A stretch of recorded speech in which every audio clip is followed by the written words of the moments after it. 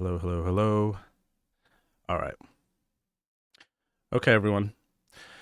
So for this session, today's hand history, our first hand history session, since this is going to be the first time that we're doing this, I just decided to bring a hand history of mine. It was also convenient. I got third in a 55 10K yesterday. So I think there's some good spots to look at. There's definitely a couple spots late game I know that I wanted to for sure go back and look at. But the way we'll do this is I have the AMA chat open. So if you want to type something as I'm going through, that'll be great.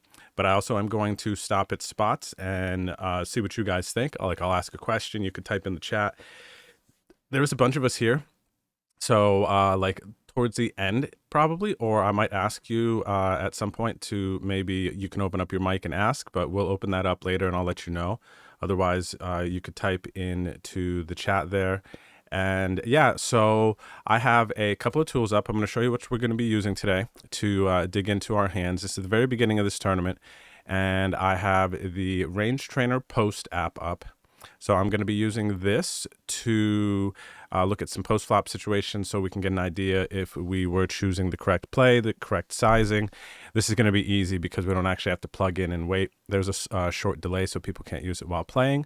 But this is how we're going to get to a better idea and understanding of some of our post-flop situations that we get in.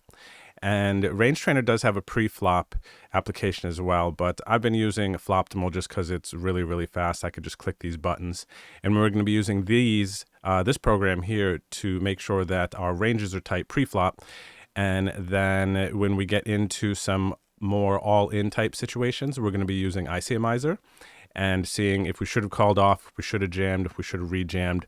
And then once we get to the final table, we'll be able to check out some ways that we would and should be adjusting our ranges once we can see the money and the money is right in front of our faces. It does adjust our play in a good amount of situations. We will be tightening up our ranges because the fact that we could wait for that short stack to bust out, make more money, tournament thing. So this is how we are going to get our study on today. All right. So, and one big thing too, also what I'm going to give to you is, you watch my stream, you may already know this a little bit, but I'm going to kind of give you my thoughts, like my thoughts on some spots and the way that I'm thinking about situations, because I remember back in the day when I first got caught up in my first training site, it was Poker X Factor. I don't know if anybody remembers that site from back in the day, but it was an awesome site. And what I learned a lot from there was the way that some of these high-level pros were thinking. Like, we're choosing a bet sizing not because a solver has said, like, oh, I always 3-bet at this stack depth to this sizing, but there were a bunch of instances, which was really cool, where Johnny Bax was suggesting, for instance, is like, we're going to 3-bet to this sizing because there's a player with like 15 or 22 big blinds behind, and we don't want to 3-bet too big and make it look like we would never fold. So he had some very cool reasonings as to why he was doing things, and this was back before solvers were a thing. So it really was something that I attached to as far as like a thought process goes, like thinking about what we have in front of us, because a good amount of you out there might not have time to get into solver work and study 20 hours a week, and you have to play this game from a different space. And I don't want to discredit that and just shove, this says this says this, this says this. I want to empower you all to think for yourselves, because I think that could carry you a lot further at times than understanding necessarily how to use these tools, how to reverse engineer what a solver is telling you. And for some of you, that just might not be appealing to think that way. So I'm going to try to empower you as well during these sessions and share the way I'm thinking so that you could analyze the variables that are in front of you and make an educated decision for yourself, because you might even stumble on something like, oh, wow, this is sick. So every time I saw a player do this from this stack depth, I would do this and they just seem to be folding. So I now use that as a bluff line because it just works all the time versus the population. And you don't, that may be great, because understanding how the population works is fantastic. Like I'll tell you, and then we'll get into this hand history real quick. I remember, this is funny. I actually remember the year that this happened. It was 2014. And I remember I doing my thing, just trying stuff out, being curious, found out that if you bet small on a all flush flop, a monotone flop, and then bet big on the turn when they just call, they just fold all the time. I remember telling two of my buddies back then, I was like, yo, this is sick. Literally every time I do this, they just fold. It's like, so I'm going to use this as a bluff. And then now years later, the solvers come out and it's like, yes, on monotone flops, when you raise pre-3 bet plop or flop, whatever, you bet like a quarter pot, you bet really small on those boards and go from there. And I was like, oh, okay, cool. It was like, yes, I stumbled on this, but the reason that I stumbled on it is I was just seeing how people were reacting to things and then logging those in my brain and adjusting from there. Okay, so there's different ways that we can play this game, and I'm going to try to show you a hybrid version of playing this game where we do use the solvers to find answers, but then also we do encourage a lot of thinking and trying to manipulate and figure out what population is doing. All right, does that make sense? So before we start, does anybody have any questions?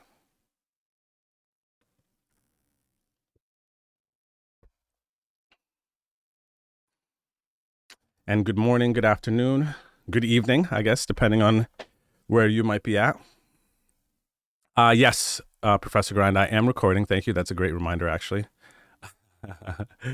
Oh, gosh, I got nervous for a second. But yes, we are recording. All right, everyone. So let's go ahead and get into this. This is a $55 10K on ACR that we played on the ACR stream yesterday.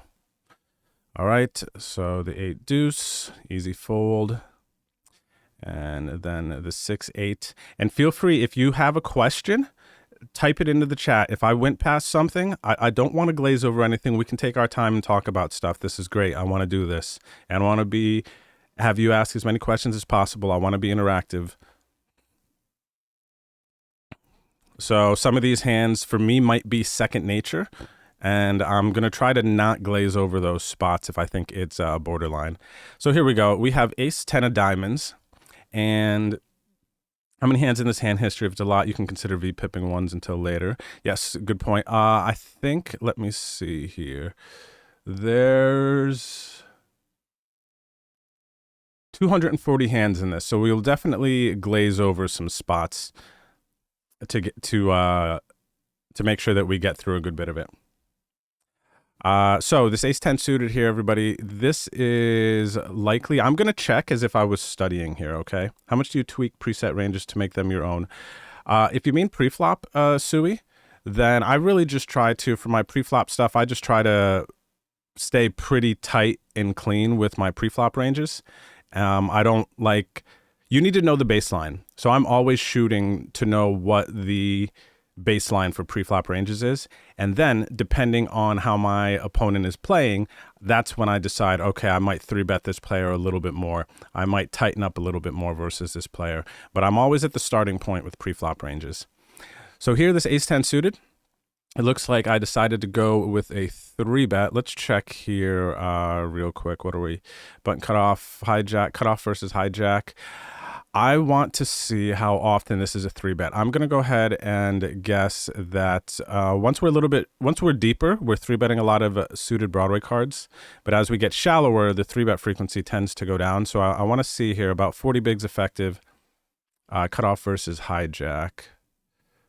Let's see, we are in the cutoff, hijack raise.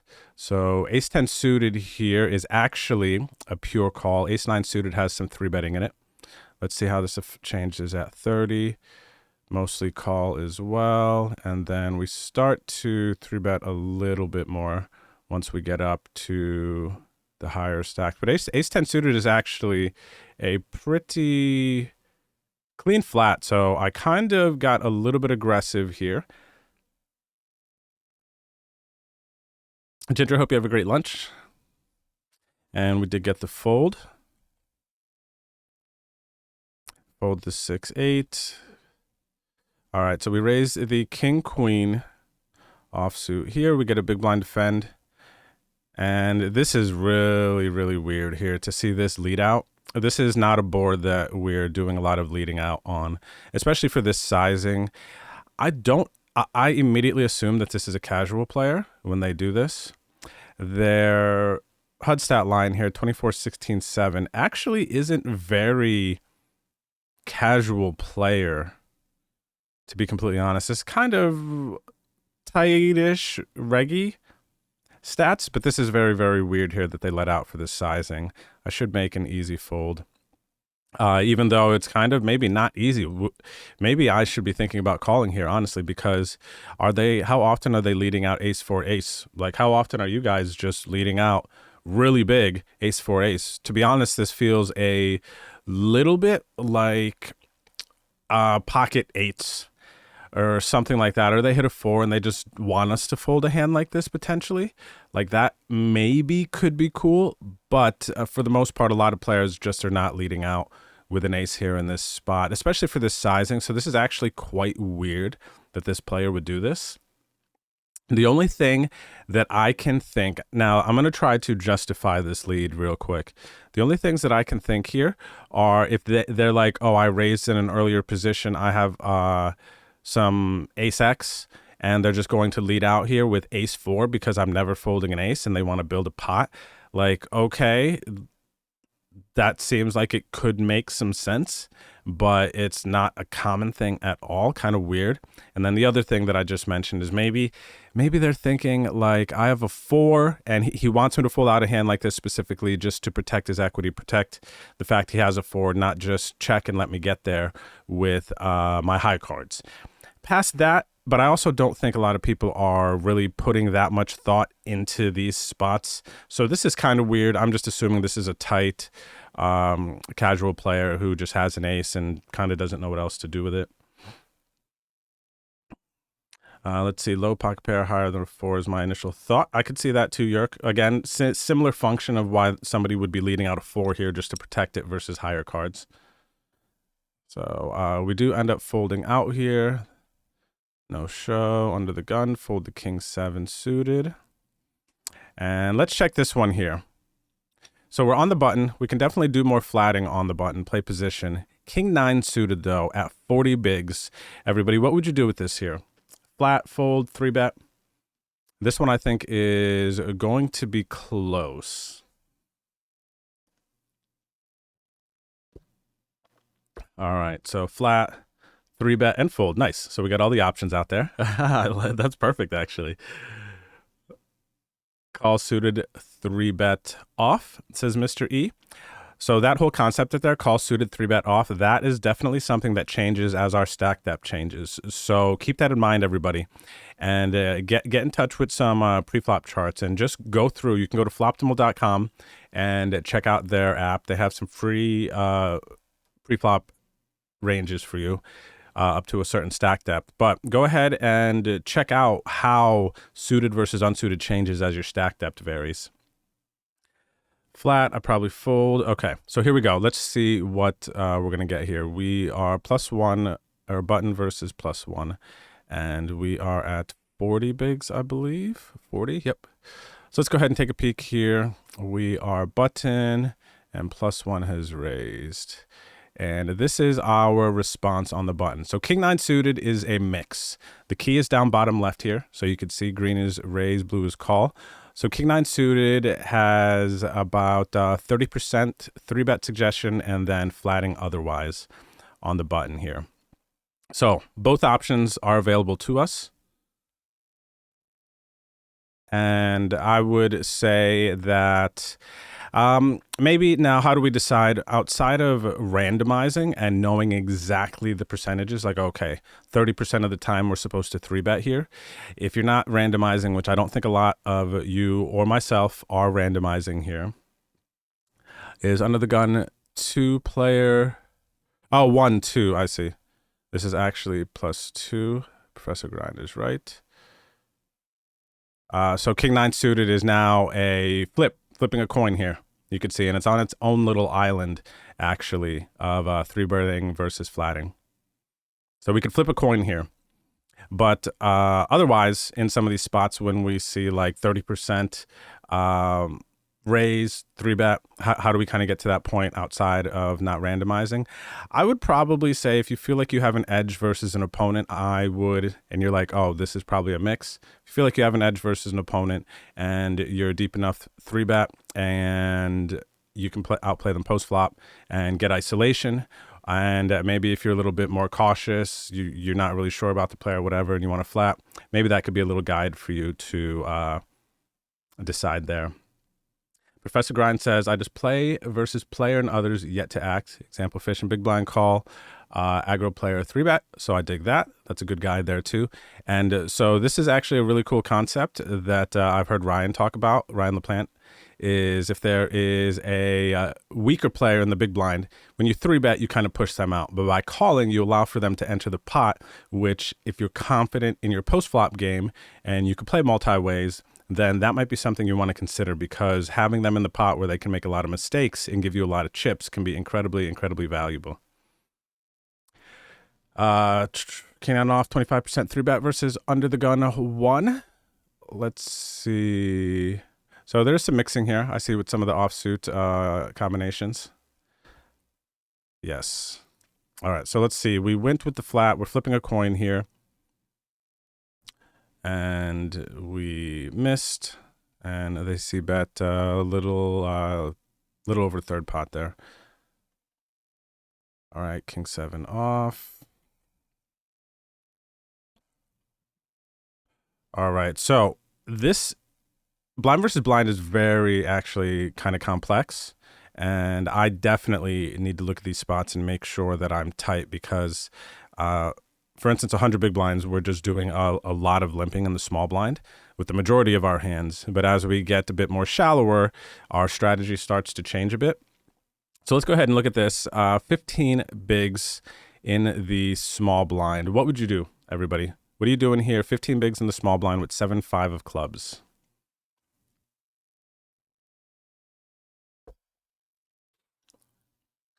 Professor Grind says limp. Fancy says limp. Sui says raise. James says limp fold. Limp, limp. So I'm seeing a bunch of limps. I see a fold. Checking big blind, fold to small blind open from big blind stat. Not a bad idea. That's definitely something we can do if we had some hands. We don't have a lot of hands on this player, so that's not available to us. Limp call to a normal raise. All right, let's go ahead and take a look and see. 15 bigs, small blind, and it folds to us. So let's go ahead and look at the old 7-5 suited. So actually, it looks like it is a non-exploitable shove here. So we can actually shove these hands. If we're playing a shove game at 15, the yellow are hands that we can go all in with here. Let's take a look at 20. I'm assuming it's limp. Yeah, so here at 20, it is a pure just limp. So in between 15 and 20, if you want to play a shoving game here, I would still at 15 probably be instinctively limping here, as we're about to see. But 7-5 suited at 20 is a limp. Let's see if it's a limp call is what I would be assuming as well. So call, and then let's see big blind versus a call. We see a raise, and then small blind would be calling versus the raise here. So let's see what we ended up doing. When you guys typing the answers, Easy Rider, the answers are being typed when I'm showing, but I'm asking the questions in certain spots and then going from there. So we limped, and then it went check. And then I decided to lead out for one big blind here. So I'll tell you, this is something that I'm doing in a good amount of situations, just a limp and bet one blind. I think there is a kind of a fairly weak response that is happening to this right now. And I'm just seeing a lot of people fold. I think this player folds. And it's nice because what are our other options here? Our other options are check, they bet, we call, we miss, and then they could just like bet again and get us to fold. They definitely have the advantage here. But what's actually cool that's going on is the fact that we should be limping strong hands here as well from 15 bigs. Like if you look down at aces here, let's go ahead and take a look back. So we are small blind and look at all the hands. And I'm showing 20 because I don't necessarily want to just get in push, fold, shove type of conversations. But let's look at 20 because we actually start to handle like 16 something. But look at all the hands that we should be limping here. All right, like ace king offsuit, we should be limping a bunch. Ace jack suited, ace queen offsuit, we should be limping. And of course, we're going to be limp jamming if they raise. Ace jack offsuit. We have some limping with 10s, 9s. So we have to have some strong hands in here as well when we limp. And so that allows for us to be able to do stuff like this, limp and bet a blind. But honestly, I think what's happening in a lot of situations is when players miss, there's still enough players out there that when they miss, they've completely bricked this flop. They have like ace six. A lot of players don't know exactly how wide they should be defending versus this in position and how loose people are actually doing this, just limp bet one blind. So this is still very profitable to be doing a good amount of the time, in my opinion. Here is this limp stab pot, and it's really nice when you're on a shorter stack as well and you bet one blind because you're not risking too many of your chips to what I'm telling you can accomplish with just a one big blind bet, and we see it here. Does that make sense? Tend to raise suited and limp mid unsuited hands blind versus blind. So definitely, Sui, you could go check out floptimal.com, the one that I'm looking, and they'll give you some free ranges. I would click around in there and take a look at how the strategy changes from all of the positions. And you could just click through and see, like right here, for instance, from the small blind, you could hover over the stack depth and you see the chart is changing as we go over 30 bigs, 40 bigs. And you could just take a look and see how the colors change and how the strategy changes. And here's 100 big blinds. Yeah. Does that make sense? Okay. So we got jacks here. We have a raise under the gun. So what are you guys doing here? This seems like it might be obvious, but I'm actually curious. What are you doing with jacks here? You got 30 bigs. We got a min raise under the gun from a player who is playing a reggish strategy. 274 hands, 23, 18, 10, which basically this means that they're coming and raising a good amount of the time. They're definitely doing enough three betting. These are, I would say, some solid stat lines that they have here. They're not overfolding the three bets, not really doing a lot of limping, not overcalling here, pre-flop raises. We should be under 20% here. They're at like 16%. They're not overfolding the C-bets. Again, some of these samples are limited if you look at them on an individual basis.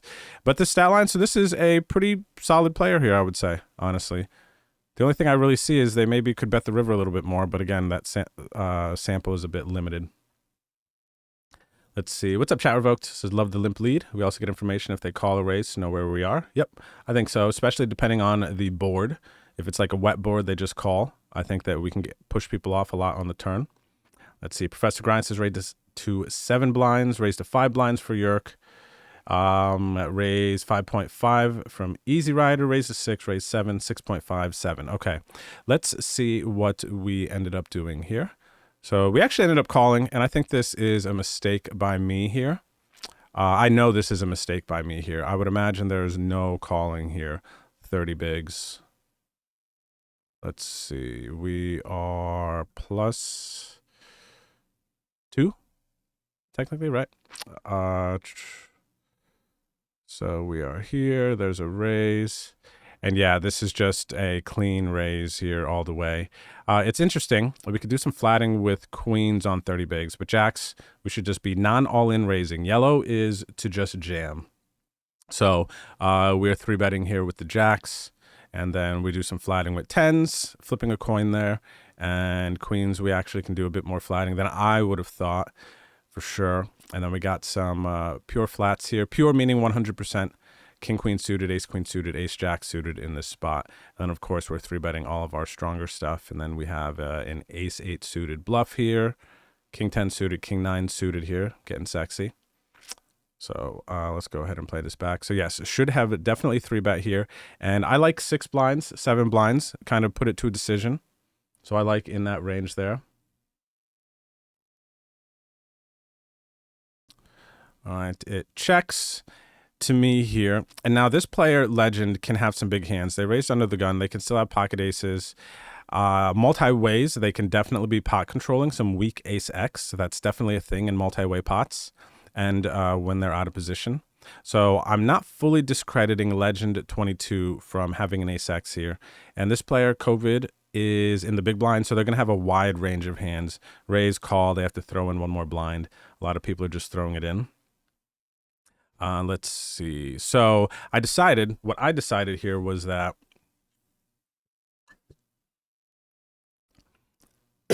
Professor Grind said pretty sure under the gun checks ranged under the gun +1 on ace high flops.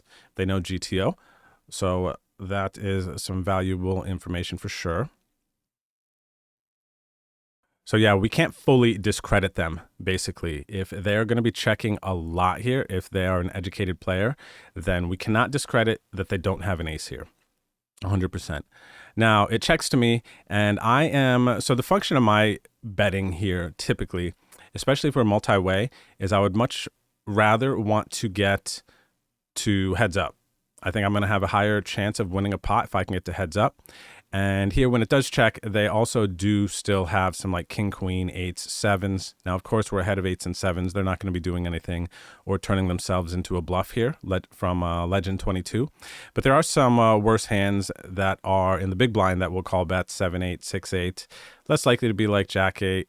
Or Jack X type of hands that have straights here, but 10X is going to call, 9X is going to call. This player also has some Queen 10 suited, King 10 suited, Jack 10 suited, less likely, but so there are still a variety of worse hands that can call us here. So I decided to go about a third pot here. It looks like I clicked down. It's not quite a fourth pot, but we get a check call. And then the turn goes check. And then now at this point, they still can have an ace. The best case scenario for us here is that they have king, queen pretty much is one of the likely hands that they're going to have here. Maybe a queen 10 suited, king 10 suited that's just going to be calling one bet at least. And I'm trying to remember, I think I actually did bet here again. Again, targeting king, queen suited and also a king, queen suited. But there's another thing that I like to do here, and one way that I'm thinking about this situation is in the event, now we have a couple decisions here, right? It's check or bet. These are our two decisions on this turn when they check to us. Yes, when they check to us on this turn, we can bet or check. And one thing that I like to do is think about what happens when I do both. So what I'm going to say is if we check here a lot, king, queen, enough of the time is going to be betting out, and we're going to be in a situation where we're guessing on the river. So I'm actually going to tell you guys something that I think you can use to kind of manipulate your own situations and add into your thought process and think about how you want to, the type of situation you want to create. Because I remember I had a coach just last year. We had some very cool conversation where it revolved around what type of situation do you want to put yourself in? So do you want to be in a spot where you are having to bluff catch, or you're having to make a tight fold and you kind of don't know what's going to happen? Or do you want to kind of manipulate that situation and have a different one?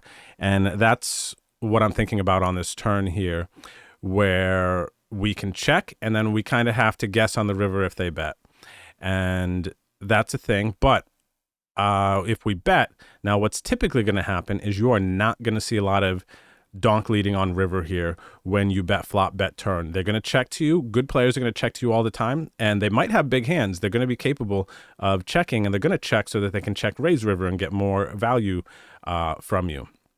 But the majority of the time when you bet turn, you are going to have the option to check the river.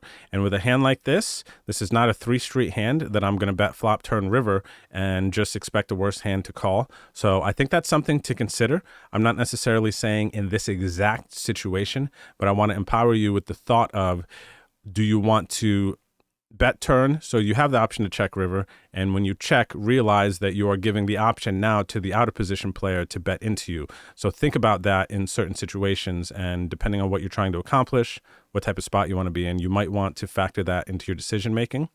That said, there's going to be, once you dig into solver land and are looking at some programs, there's going to be some spots solvers are going to tell you to like do this, check, and you're going to be in a spot on the river where you have to consider and be able to understand, dang, what are they betting here? And you're going to have to make some heroes in some spots.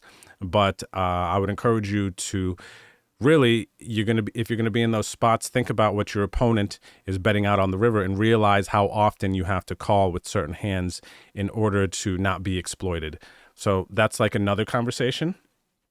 Yerk wants to know, are you using external software to handle specific bet size percentages or just free flying using the built-in ones in the client? I like Betfold would be better on this specific board plus turn. So you're talking about post-flop bet sizes? So you're talking about post-flop bet sizes. So in my experience, when doing kind of like hand history reviews, I've done them on stream where I've used Pio and I've tried to plug a bunch in pre. I've used varying bet sizes, and I've watched a lot of videos where people use varying bet sizes. And I feel like it's more efficient because we're not going to remember all of these exact specific things. If you have Pio, and you want to plug in and check varying bet sizes, that's very cool. If you have the time to do that all the time and dig in, that's great. But what I like about using the pre-solves app here from Range Trainer is that we're getting an idea, because it's going to be tough to memorize everything. But if we can kind of get ballpark enough of the time, our EV really isn't going to shift massively. Like, holy crap, I bet a quarter pot instead of 30% pot. I'm massively losing here value. Do you get what I mean? Like, the EV shift from a quarter pot to 30% pot is massive. Like, I've just never heard that. Like, I'm not gonna, you know what I mean? So yeah, here we go. The turn.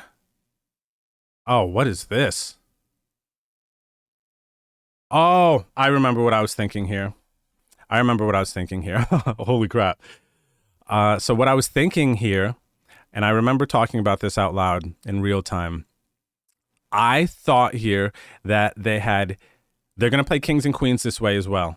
They're going to have some weak ace X. My plan was setting up a river shove here. I know, Yerk, right? Because I'm anticipating I was going to be, based on what I was just leading in about deciding what spot you want to be on the river, I was like, there are a lot of good players and solves out there. They're going to suggest some turn third pot sizing with intentions of checking river. And I thought potentially that's what I was going to do. If I bet a third pot here, worse hands can still call, like 10x, 9x, the draws, like they can still call for a third pot. But then on the river, a lot of the time they're going to be checking to us. And then we get to showdown for only betting 30% here on the turn. So that was kind of what I was leading into.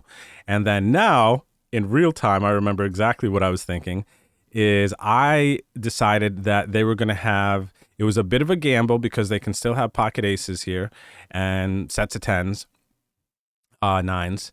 It was a bit of a gamble, but what I had decided I wanted to do when I was playing this hand in real time was like, okay, they also still have kings and queens here. They have some weak ace X. My plan was to set up a river shove. So I was going with the geometric sizing here, and I was trying to bet the same amount on the turn relative to the pot that I was going to bet on the river. Okay, so let's see. Betting 8 here is about 70%, and if they call, which they did, then we got about, I probably could have gone like 7 blinds on the turn, because now 18 to 28, it is almost there. I could have gone slightly smaller on the turn to set this up a bit more evenly, 70% on turn, 70% jam on river is what I was going for. But then the river king came, and what happened here, they checked, and I got gun shy because I was very, very focused on the fact that kings is in their check call range, and I'm trying to get kings and queens to fold by firing off 3 streets here and weaker ace X. And then when I saw the king, I wasn't concerned about queen jack getting there because I have 2 jacks in my hand. But then I was like, dang, now I'm only trying to get queens to fold here at this point. So I got gun shy and I checked this river, and they had ace 3 suited. So one more bullet, in my opinion, would have definitely done it. But yeah, we ended up losing this hand. Now, let's go ahead. I think this is a good one. Let's plug this into the solver and run post flop and see what the solver is going to suggest, okay? So let's see. I'm going to just we're going to pretend that we're heads up here, because that's how that works with the post-flop stuff. We're not using any multi-way solvers right yet. So let's go ahead and look at this. We are 30 bigs and single raise pots. We are, let's see, EP versus MP versus right here. And the flop is ace 9 10 rainbow. Okay. You're welcome, Mr. E. I'm glad you're enjoying. Rainbow, 2 suit, 2 suit, 2 suit. Okay.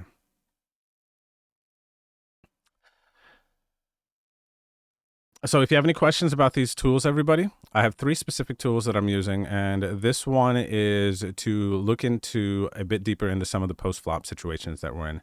So we're going to see what is going to be suggested, how to play jacks, and also the entire range of hands that we have here in this situation. So here we go. This is us here, technically the MP2. It's going to show us both sides, but you could see that this is a spot, the out of position player, the early position under the gun. Here is going to be checking, just like Professor Grind said. They raised pre-flop, and then they checked to me here. And Professor Grind is correct. As you can see here, yellow, check. These are the bet sizes suggested, 25%, 68%, and 100%. All right, so the out of position player, EP, you could see the position is right here. I want you to know where to look, so I'm going to be quite thorough. And then we're looking at a 30 big blind situation. And you could see their strategy with aces, kings, queens, jacks, everything that they would raise under the gun, the solver wants them to check here, 98%. So pretty much just check versus an MP2. Well, we're technically, are we MP right after them? They're sitting out. Yes. Let's just see if we actually have that one. I want to be a bit more specific. Single raise. MP. Okay, we're going to have to look at the one we have here. MP. Yes, even though we are a bit closer. Ace 9 10. Okay. So it is loading. Already making notes, links in my Google Doc about these to check out later. Sounds good, Yerk. If you have any questions, buddy, definitely continue to ask. It's 9, 10. Okay, my bad. I messed that up. I just wanted to make sure. Quichers! How are you, quichers? All right, once this fair use delay goes off, we'll get back into this and see what we can learn.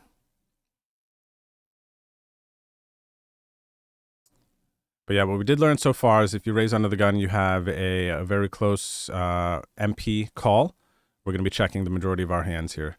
So now we click the check option, and then it gets to us. Now let's see what we're going to be doing with jacks. And you could see here with the jacks specifically, it is the solver's wanting us to do a lot of checking in this situation here. Not very much betting, but when we do bet, it likes the 25% pot bet, as you can see. All right. So let's see. Let's go ahead and play it. And I did go with a smaller bet here. And then we got called. So now we go to the turn 5. So still rainbow. And let's see as played. I bet. And they called. And they're not doing any, let me go back here. I bet, And then let's see what we are getting to. The majority of their range is continuing. Check calling, their 9x, their 10x. So you could definitely see there are still some hands that we're value betting here. Their king 8 suited is folding. The under pairs are all folding. And then pocket aces is still just calling. Pocket kings, queens, just calling. All right, so they call, and the turn is a blank 5. Still rainbowy. What do we not have out there? A club.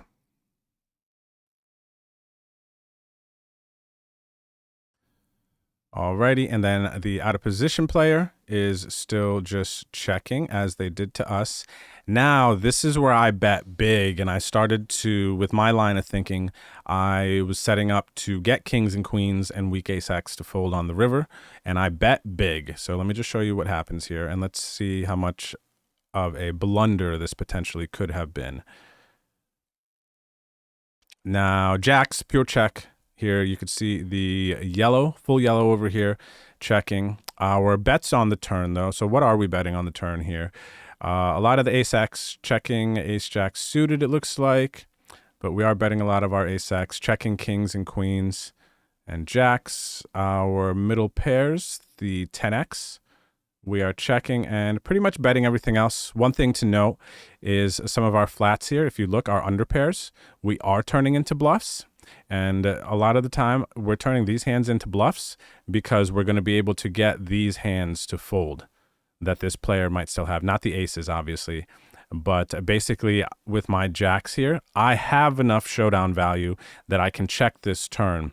But what I was actually doing, which was one hand too high, it was, well, actually the 10s are a set and the 9s, but like 8s, 7s, and 6s, we are turning these hands into bluffs, trying to get these, not the sets, but the higher pair hands and the weak 10x hands to fold. And we're also not restraining them from having a hand that will fold, like an ace rag. Obviously, ace king, ace queen is not folding. They're probably just check calling all the way down, no matter what. But okay, let's see. So yeah, jacks, we ended up going, like I said, with a bigger sizing. They called, and then now let's actually see, as played, what they suggest for us to do with jacks on the river here. Even though that is not how we should have bet it, according to the solver on the turn. But I bet 67% here, and they called. So now let's see. The river was a king. King, king, king. Okay, right there. Now, we're going to wait. They checked, and let's see what they suggest with jacks. So they like the jam now. They do like the jam with the jacks as played, which is, so now I kind of made, according to the solver, like 2 mistakes. On the turn, pure check, instead of betting big. I was playing to fold out a bunch of hands on the river, and then I stopped, which jacks is a clear here. Jacks, 10s, 9s. So here's our value hands, the sets, right? And then it looks like it likes us jamming the river with queens and jacks because we block queen jack. So it's going to be a tough situation for a lot of ace X to call, even sets maybe to call here. And then jamming our aces, kings, ace king here on the river, all for value. So our bluffs on this river are pocket jacks, pocket queens, pocket 8s continue. We saw that. Pocket 7s continue half the time, and 6s are still bluffing. And then that is pretty much a queen 10 is a nice bluff here. Jack 10 is a nice bluff. So the hands that we're bluffing with here block them from having a straight pretty much, as we're seeing. And then some of the under pairs that don't have as much showdown value. And it looks like we're even bluffing king queen off a little bit here, and then checking some of our king X when we do improve on the river, because now we have some showdown value. So yeah, so our jacks here should have pulled the trigger, and knowing what they have, they, I think, definitely would have folded this one here. So interesting situation. Any thoughts or questions on this one?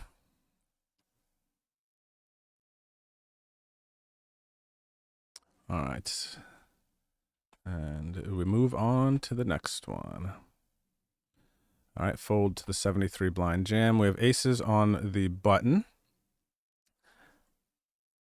Yeah, it's definitely very interesting and thought-provoking for sure.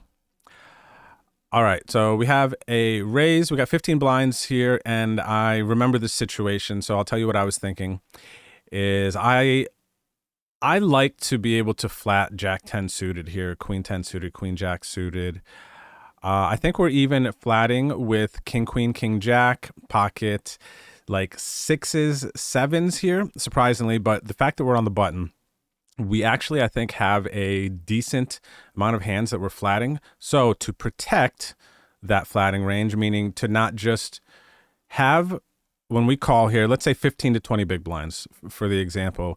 When we call with 15 to 20 big blinds here, we don't want to just have medium strength hands.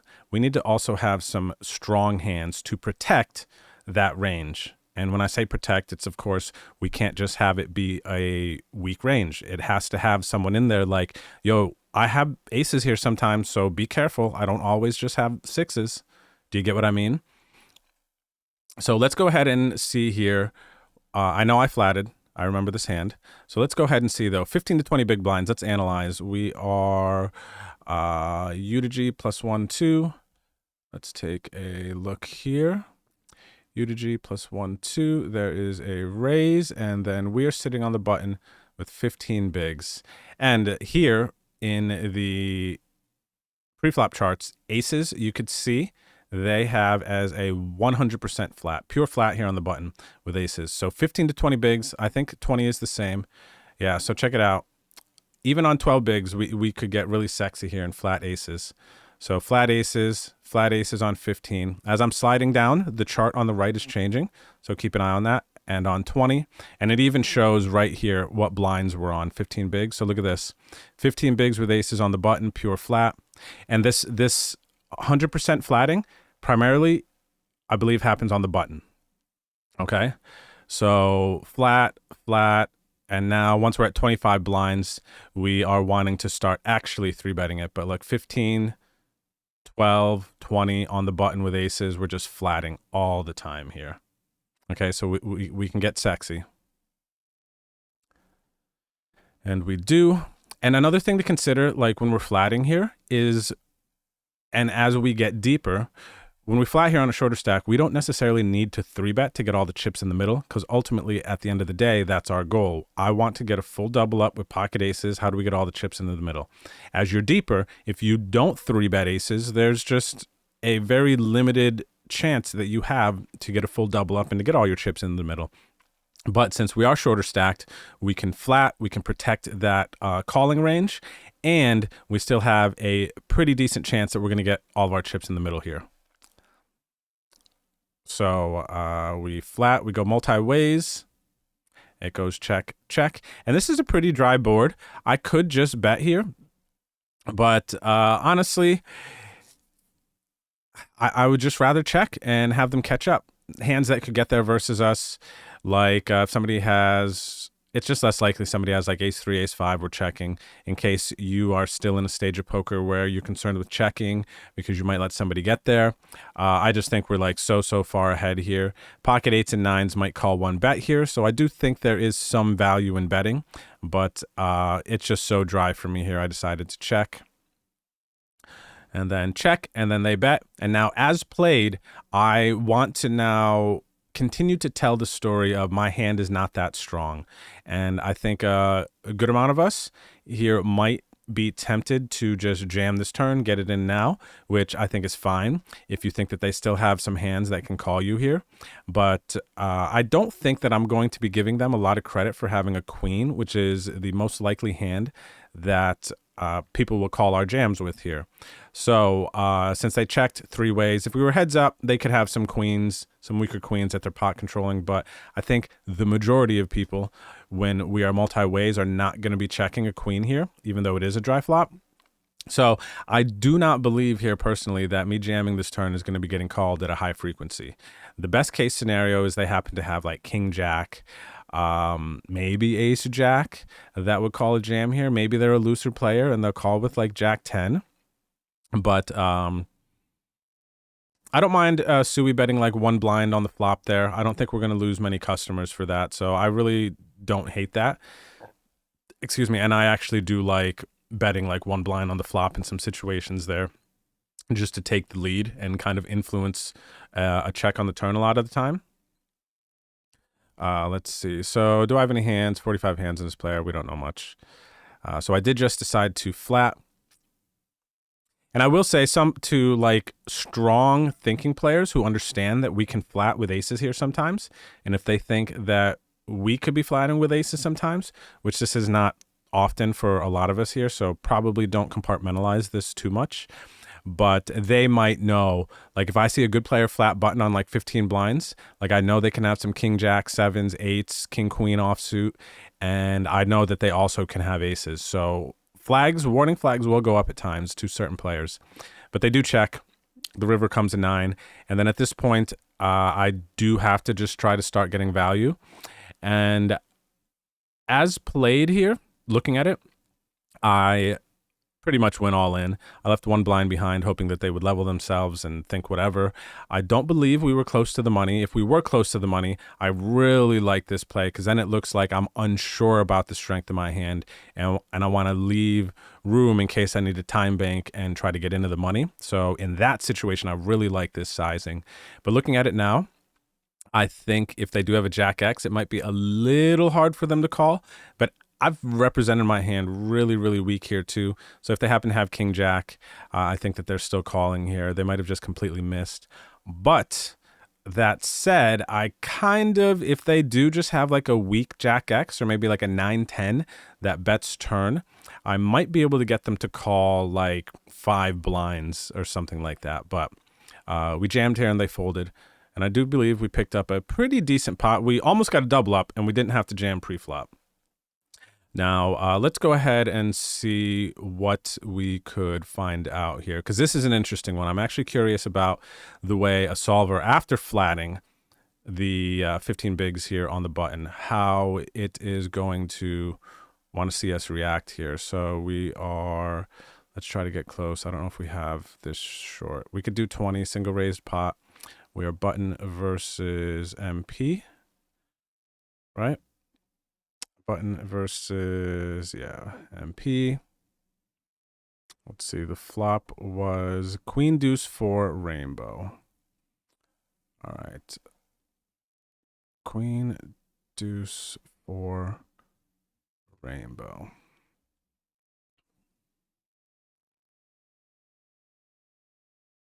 Yep, I agree, Yerk, about us having the ace of clubs there. Real question, did the villain make it safely to Vegas? That's funny. Their name is Going to Vegas. For those of you not catching on to that, that was good. Let's see. Button cut off, hijack, low jack. Let's see. Low jack, MP2. Let me check what we put in here. Button versus, well, so in our thing here, we're just going to have to go with MP. So button versus MP, which includes the low jack there. All right, queen 4 deuce.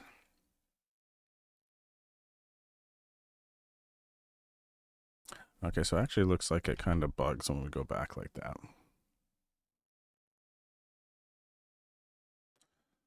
Okay, button MP. Queen 4 deuce. All right, so let's go ahead and see what's going on here now. Give it just a second.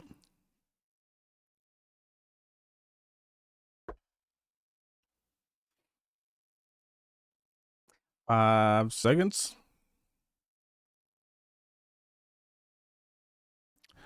All right. Now, the MP position player, they should be betting a lot here, as you can see. But in our hand, they actually checked. And by the way, I know there's 3 players. I want to analyze it from a heads-up situation. Let's see. So then we on the button here, you could see that the solver does have us having aces here, and it actually likes us betting the flop with aces in this situation a lot. We are still doing some checking, but the majority of what they like to see on the flop with, again, remember we have aces here in the situation and we flatted. It likes to see the sizing, a quarter pot, so small sizing, it likes to see. And if we're running this in an open solver, like Pio, I don't know how to say it, then I think there might be a suggestion if we input a bet sizing of 10%, I think we might see that it chooses that quite a bit as well. But 25% is the preferred bet sizing, so smaller sizing if we do choose to bet here on this flop is what they choose. But I decided to check, so let's go ahead and analyze from there. And the turn is a jack. It does bring in a flush draw, so let's just go with the middle card. Jack H. Oh, Yerk. That's so cute. I love when puppies spin around like that and put their nose in their tail. All right, so MP decides to bet here. And as played, MP should be doing a bunch of checking, but they did decide to bet. And when they bet, they went about, let's see the sizing. They went on the turn for a little over a third. So based on our suggestions we have here, let's go ahead and give them the smaller sizing. And then we still have aces. And then on the turn, actually, it looks like it likes for us. We're still doing with aces here. It looks like it likes for us to do a lot of raising here. So obviously when it is asking us to do a lot of raising here, I don't want to get in this too deep because we could go like forever in some of these situations. And now we need to figure out, okay, why is the solver suggesting that we're doing a lot of raising with aces? And it's going to be based off what it is suggesting and what hands it is assuming the out of position player is playing this way and then betting on the turn. So it is assuming here, as you can see, that when somebody out of position is betting, if it's showing for us to do a lot of raising on the turn with our aces, it means that it thinks this out of position player, when they bet, has a lot of hands that can call. All right, so look, it's giving out of position player aces. They still have kings in their range. They're showing that they're betting. King queen is calling. The other ace queen is calling. Let's see, the ace three suited is going to be ace three of hearts mostly. Actually, all the ace threes that they have, it actually looks like them betting. So this is one of the out of position players' bluffs, which would fold. But we see it has king 10 betting, queen jack betting, queen 9 betting. So it has all of the queens betting. Obviously, we're losing to pocket queens, but king, queen, ace, queen still out there. It's got king 10 doing a bunch of betting. So it does have the 9-10 suited is doing a bunch of betting. It does have out of position player here betting a lot of hands that can call. Obviously, they have to have some bluffs as well. So now we see that. Now we can better understand why, when we face this bet, it is encouraging us to do a lot of raising here. But I decided to just call, and I called because I didn't think that they had a queen a lot of the time here. So if we were able, I don't think that we can do this, but in other solvers that you are manually inputting the information, if we put in that solver that they don't have a queen X, like I was discrediting them for having a queen X, then I would imagine that this goes from us doing a lot of raising with aces to us doing a lot of calling with aces. If they just have a bunch of bluffs in their range, then we're not going to be raising to get bluffs to fold. So that might be a little bit complex, but try to think about where I'm coming from with that. Why I chose to flat here was because of the fact I didn't think they had a lot of queen X here in a multi-way situation on the flop. So this is actually, for me, this is actually kind of fun thinking about, okay, why is the solver suggesting this? And then we have to go back and see, well, it's suggesting that we do this with aces because it thinks that when this player checks and then bets turn like this, that they're going to have a lot of strong hands that can call. And it's actually kind of like really, really cool. But then when we break it down, and I'm actually going to make a note about this hand specifically. And I'm going to plug this later into Pio. And let me see here. I'm going to plug this into Pio later. And let's see, 1, 2, 3, solve on Pio, node lock, no queen X. I'm going to plug this into Pio later, and I'm going to input that this player does not have any queen X on the turn. I'm going to see what the output is, and how often they would suggest for us to raise the turn given that information. But this is actually kind of like the fun thing with thinking about poker and kind of having some of these tools and being in these hand history sessions is, again, kind of just like thinking of like, what's going on here? Why is this happening? What can I do? How can I adjust? So yes, this was what I was thinking here. We flat. And then now let's go ahead and see as played what it likes to see us do on the river. And the river brought in a 9 that brought in another flush draw, but not the backdoor flush draw. So 9 of spades here we'll put in.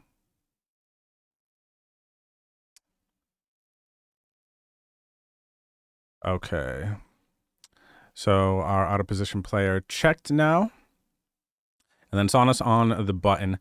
And then aces, it just wants us to jam over the size of the pot here for the rest of it. You can see the dark chocolate. So you see this bottom when I click on the aces, it shows you how this hand plays specifically with all the different suits. And then up here, the dark chocolate is 168% pot. It just wants us to jam the majority of the time, but it also has us doing full pot, but there is no small betting here, which is what I was thinking maybe we can get called by a Jack X. Again, now, I would be very curious on this river spot as well to see like what the suggested river sizings, if we're kind of discrediting them from having a Queen X a bunch of the time, how this might shift. But yeah, as played, the majority of what we're seeing here is a lot of dark chocolate jamming river. But all bigger sizes here, minimum. Actually, it looks, oh, this is our range, though. Our range wants to bet half pot here. With all these other hands you could see that are not all dark chocolate. They are some medium chocolate here with like our Queen Jack. Queen Jack suited, our 2 pair likes half pot a little bit more. All right, so let's go ahead and... The jamming will now forever be thought of as dark chocolate. That's kind of fun. That is kind of fun. We're gonna give him the dark chocolate here. Oh my gosh, that could get carried away. Yeah, JD. What up, JD? Good to see you, bro. Someone call me. I heard dark chocolate. That's freaking funny. All right, let's continue moving forward. Alrighty, so we're going to raise, we're going to call, and we're going to be squeezing with the queens here. And we just take this down. So definitely raising. All right, let's continue. Oh, wow, we have already spent an hour here. I know, Mr. E. It's going to be funny, man. They give him the dark chocolate, jeez. Raise the ace king, get called. Check, check.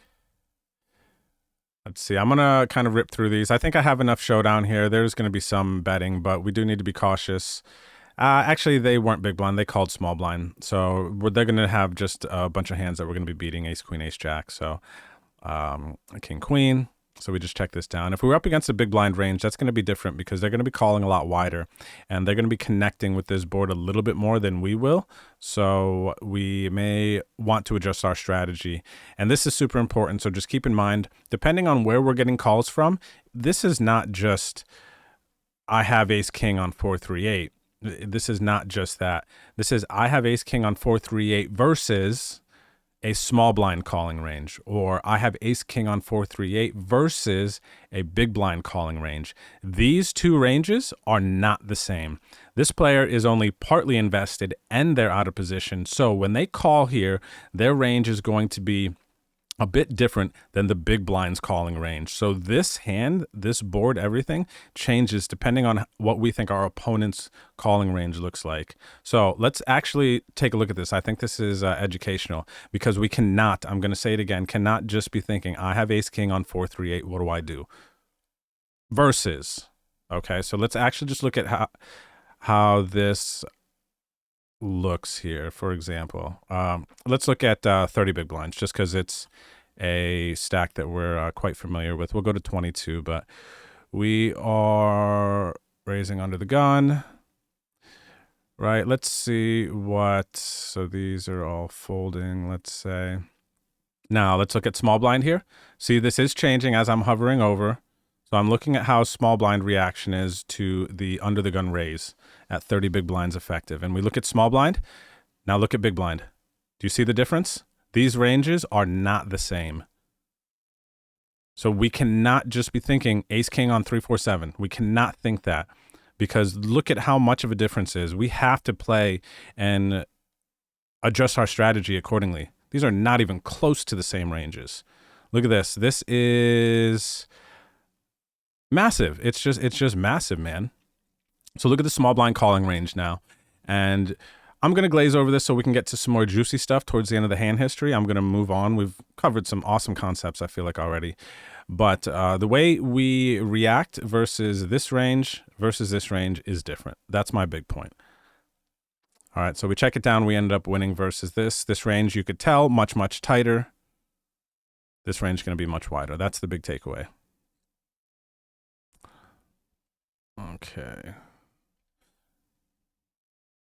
So like I said, I'm going to glaze a little bit here. It doesn't mean that some of these hands we couldn't dig in, because these hand history reviews, when you're really digging in, these things could go like 6-7 hours if we wanted to. So some of these spots I'm going to glaze over a little bit so that we can get towards the end, some juicy stuff. Yeah, 9-4, we got queens, we raise. But I will click through this so you can kind of see how this hand history like all played out. All right, and I'm just going to be jamming here. They called and they have ace jack. So we pick up a nice pot here up to 40 bigs. Jack 10 suited, we raise, we hit with the 3-piece, and I kind of want to flat, but they're short. I'm going to look at this real quick. I'm not exactly sure this on this one what I like. So we raise EP Jack 10. What are we? 20 effective. Okay, so let's see, 20 effective. We raise under the gun, and then +1 3 bets us. And Jack 10 suited, are we pure? Okay, so Jack 10 suited, we should just be calling here. I made a tight fold versus this player. I decided to kind of avoid the situation. Like, I want a flat Jack 10 suited here. Trust me, I want to see every single flop on the planet with a Jack 10 suited. But looks like I made a tight fold here versus this player. Do I have any notes? Let me see. Oh my gosh. I kind of don't hate my fold versus this player.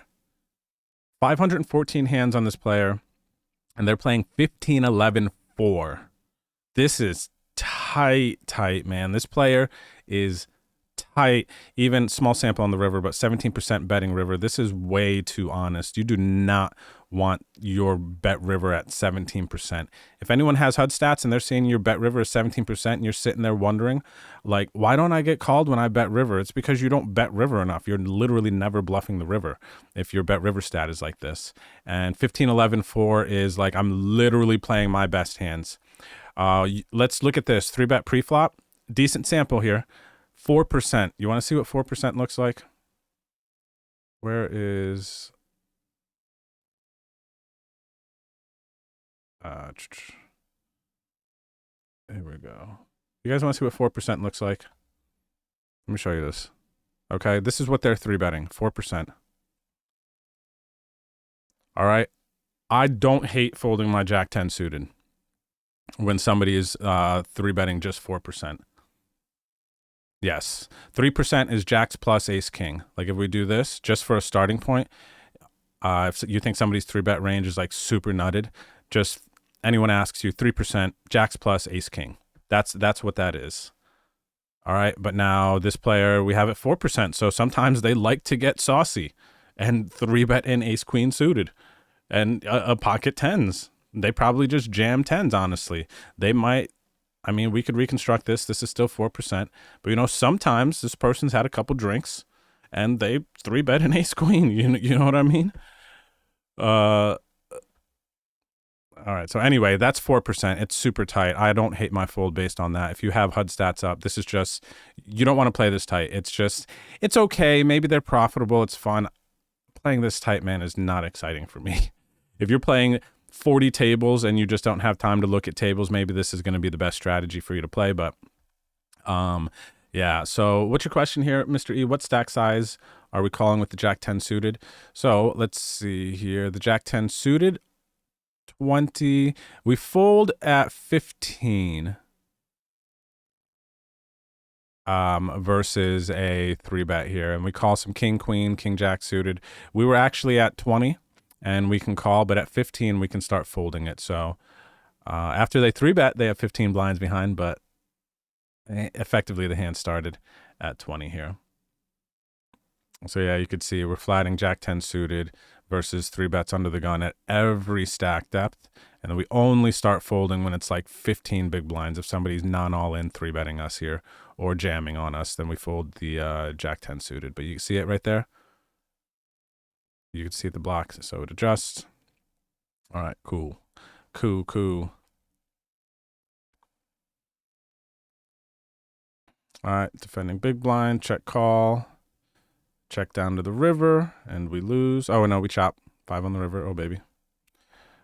All right, ace 10, we raise. And I am, everybody, I'm actually going to start clicking till we get right about here, because we've had some good discussion, but I want to kind of, here we go. I go for a thin value bet on the river. I'm going to just give you my thoughts. And then once we get down to that point a little bit later, I'm going to pull up a little bit more. So raise ace 9 suited, definitely a thing. All right, easy fold. Okay, so we got a bunch of easy folds here. 7-8 suited. This is close. 30 bigs plus 1. 30 bigs plus 1. 7-8 suited is in there. We could raise this. So that is fine. We decided to fold.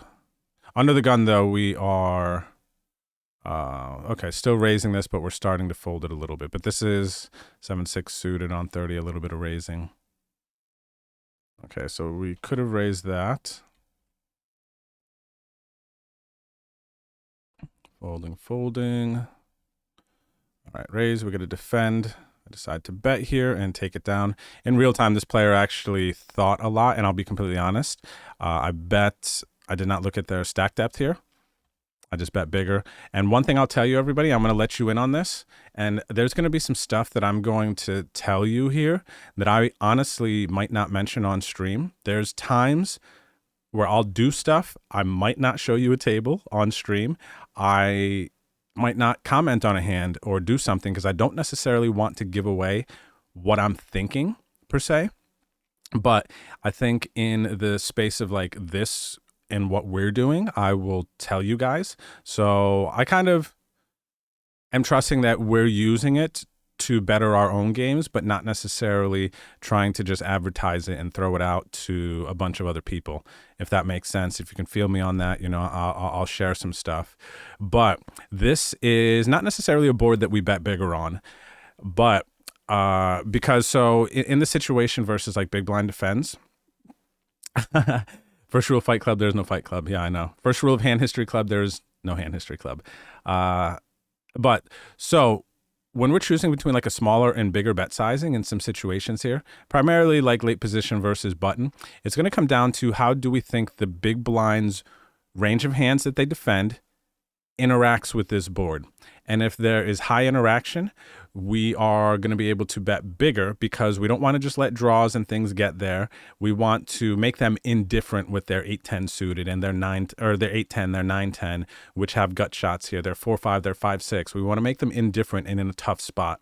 So we don't want to just bet a third pot and they're like, I'm not an indifferent. Let's say a third pot. Call. To give you a little bit of a guide, if you, as you're navigating fields and whatnot, take that into consideration. And as you can see, a lot of what we're talking about is not just our hand and the board. It is our hand, the board, and our opponent's perceived range. What we think that they have is super, super important. Okay, now, that all said, I'm going to tell you something here. What I have found is versus these big blind defends, bigger sizing is getting a lot of folds versus the population because this isn't necessarily, there's some interaction, the 5-6, you know, that they're going to defend, the 4-5, they're going to defend the 8-9, 8-10. But I believe if we were to plug this into a solver to check sizing, definitely with a deuce, it's going to change. If there's 3 cards on the board that has a lot of interaction with the big blind's range, it's going to typically lean towards a bigger sizing. But if that third card doesn't have as much interaction, like this 3 or a deuce, then it's going to start shifting towards suggesting some smaller sizing, because there's just a bunch of less hands that are really connected with this board, and you wouldn't need to bet big with your bluffs and your value in order to elicit a bunch of folds or get value. But this is one of those boards where I'm kind of rambling a little bit and letting you know, I think it would suggest a third to half pot sizing, but I went bigger, and this is primarily something that I've been doing in situations versus big blind defends. What's happening is they're just overfolding to this bet size. A lot of people do not know how to defend versus this. So I've been, even in spots, just going bigger, getting a lot of folds here. And this may be a spot to bet bigger with my hand here. I might have some showdown and it might suggest checking. But if you are trying to kind of keep things simple as you're trying to slowly progress your game and get it a little bit better, I want to talk in our group here, in our strategy group and everything, about how the population is reacting to certain things. There are programs out there where you can study population tendencies, but I am a very curious person, which leads me in a lot of positive directions because I'm very open-minded about stuff. But long story short, bigger bet sizings in situations like this versus big blind defends, it's literally getting so many folds that I almost don't want to use this sizing with my value hands. Okay, that is what I'm saying right now. How low would your highest card be that you would see bet large on this flop? How low would your highest card be that you would see bet large on this flop? Let's go ahead actually and just, we'll plug this one in. How about it? Seems like a good conversation. What's up, Sotomata? Just being in here is changing my tactics and strategy to certain scenarios. Cheers, buddy. Only on dry boards or on all boards? Sui, population is just folding on all boards to the bigger sizing after defending big blind. This player had a 7 here. They time banked for a minute. We weren't around the money. They might have even had a jack, and they just folded to my bigger sizing because they didn't know what to do. They time banked a long time. I think they folded a jack or a decently strong 7 here because they didn't want to be all in. No worries, Machinist Joe. It's a good question, and I'm here for you guys. I want, if you have something, like I said, I do want to get to the end of this hand history with you, and we'll go a little bit past our 2-hour allotted time if we need to, but I'm here for you guys. Okay, so let's go ahead and see 3-7 jack. Start this hand about 15. So let's analyze this from 20 because this is what we have. But we are cut off. Yes, we are cut off versus big blind here.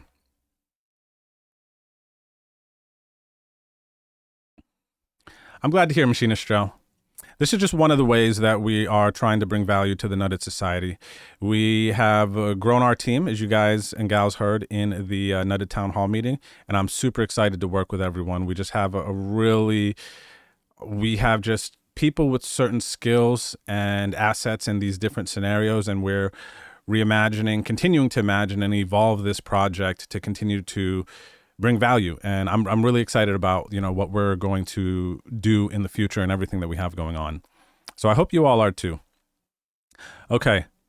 Jack 7-3 rainbow. Okay. There's our rainbow. Just double check 7-3 rainbow. Okay. Mr. E. Yes, I'm definitely going to be doing this versus any players. I don't even need to check. Straight up, population is overfolding to the big bet sizes. And more on that while this is loading. If we bet small, like a third pot, just so you know, people are just I'm going to say some words. If you have questions, stop me. But the minimum defense frequency, the amount of times that we have to call in order to not be exploited, changes depending on what bet sizing we're up against. So if we're up against a third pot sizing versus a 3/4 pot sizing, the minimum defense frequency that players have to call versus us changes. So if we bet a third, these players now have to call a bunch of other hands. If we bet 3/4, now they have to fold a bunch of those hands, mathematically speaking. When we bet a third pot in certain situations, depending on player stack sizes, now it presents a different strategy for them that they can execute versus us and exploit us. Now they can start check raising backdoor straight draws, backdoor flush draws, especially if they think that we're continuation betting too much. So keep that in mind. And this is something that as I've continued to dig into solver strategies and whatnot, I'm not only thinking about what I'm supposed to do, I'm thinking about when I do something, what I'm allowing for my opponent to do. And if they are a higher level educated player, what doors I open to them by doing certain actions. So I will do some stuff and I'll comment on stream and anywhere else is like, oh, this is a bit janky. And again, that's another way that it's a little bit janky to some people, but I know why I'm doing what I'm doing. I don't necessarily dig into it too much because I don't want to. It's tough as a poker streamer to communicate and educate and put on a show and share. I share a lot more, I think, than other streamers as far as what I'm thinking. But there are some things that, again, I'll tell you, I'm going to share with you all, but I won't necessarily be as open on stream to just like, hey, here, this is how I'm thinking. Exactly. Exploit me. But we can exploit these players. And so small sizing allows for players to do some other things towards us. Bigger sizing makes them fold more, makes them not be able to check raise. And yeah. Okay. Machinist Joe, I actually don't have the formula for a minimum defense, but basically it's if they bet a third pot, we have to. I have a chart. I have a chart that I can share with you. If somebody reminds me, I don't have it with me right now, but if somebody actually, where's my phone? Hang on a second. But like they bet a third pot, we have to defend 67% of the time. We have to call with 67% of our range.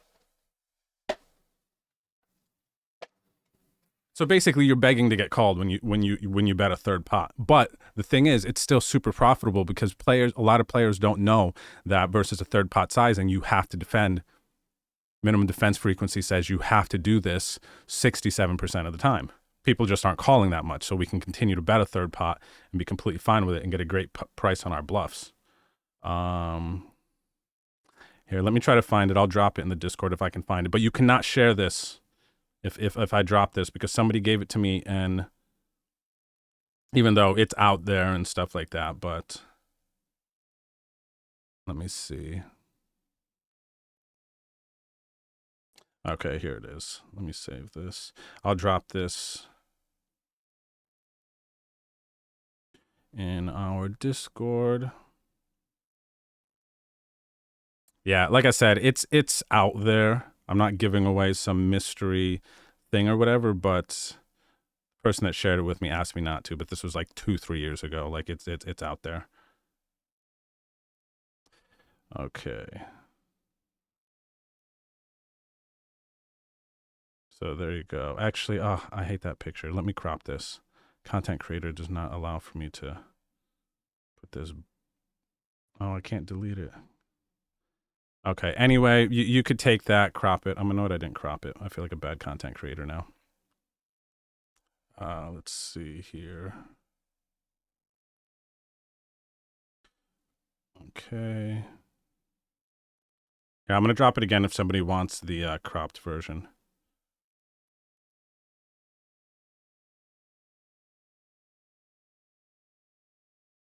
There we go. Okay, there's the cropped version, so you could see it a little bit better. So there you go. Versus I'll pull this up. And we'll just talk about this briefly, but taking a look at this on the Discord. Where are we? So it shows kind of the bluff percent, the amount of equity you need to call, fold percent. So versus like a really small size, 10% here, they're only going to be folding like 9% of the time. 33, actually it looks like it's 75%. Or no, here it is, fold percent. 25%. No, hang on a second. I'll pull this up. I forgot. I thought his was a little bit different. We'll do that later. I don't want to get distracted, but we will dig back into that, and I'll have a better explanation of how to interpret that, and I'll make a note. I'm going to type up how to interpret that because I know that's confusing. Even me just looking at it now, I forget which chart is what, but I'll make a note, and we'll drop it in there. Drop notes on the F map. All right, but you can hang on to that, and then we will continue conversations on that in the future, okay? Not too long. probably if I have time after this before the home game stream later, then we'll get into that more. All right. So we were looking at here this bet size, and then the question was, the actual question that got us here was Machinist Joe, how low would your highest card be that you would see bet large on this flop? So let's see if there are some suggestions for larger C bets on this flop and what they would be. So big blind checks here. This is not a board they lead out.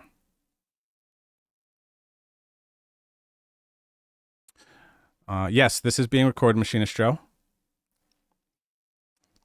And then let's see. So there's not a lot of suggestion here, as I was telling you earlier, for bigger bet sizing on this flop. The majority of it is small sizing that it likes. You could see all the light brown, small sizing. There is a little bit of bigger sizing, which is 67%, which is what I went. It doesn't like any pot size betting, and it doesn't like any over betting, but it definitely leans towards small betting. And let's see, King 9 suited, just all small betting. Some of the bigger betting going with, let's see, the darker, not the darkest, chocolate. Jack 9 off, Ace 8 off, Ace 7 off. All right, so yeah, as far as the lowest card we're doing big betting with here, that is not top pair. Let's see, the pocket eights likes a 3/4 pot bet. These are top pairs right here. So yeah, it likes a small percentage of the time. Pocket fours, it likes going with a bigger sizing. And here's a queen 6 suited that likes a 3/4 pot sizing that we might have opened here. So the queen highs, I am seeing a little bit of bigger sizes. So yeah, I'm not seeing with the 10 highs. So to answer your question, Machinist Joe, queen highs, we're seeing a bit of some bigger sizing. King 5 suited here. There's a sliver of 3/4 pot sizing. King Queen suited has a little bit more, maybe 10% here, favoring a bigger sizing. So yeah, there you go. I hope that's helpful.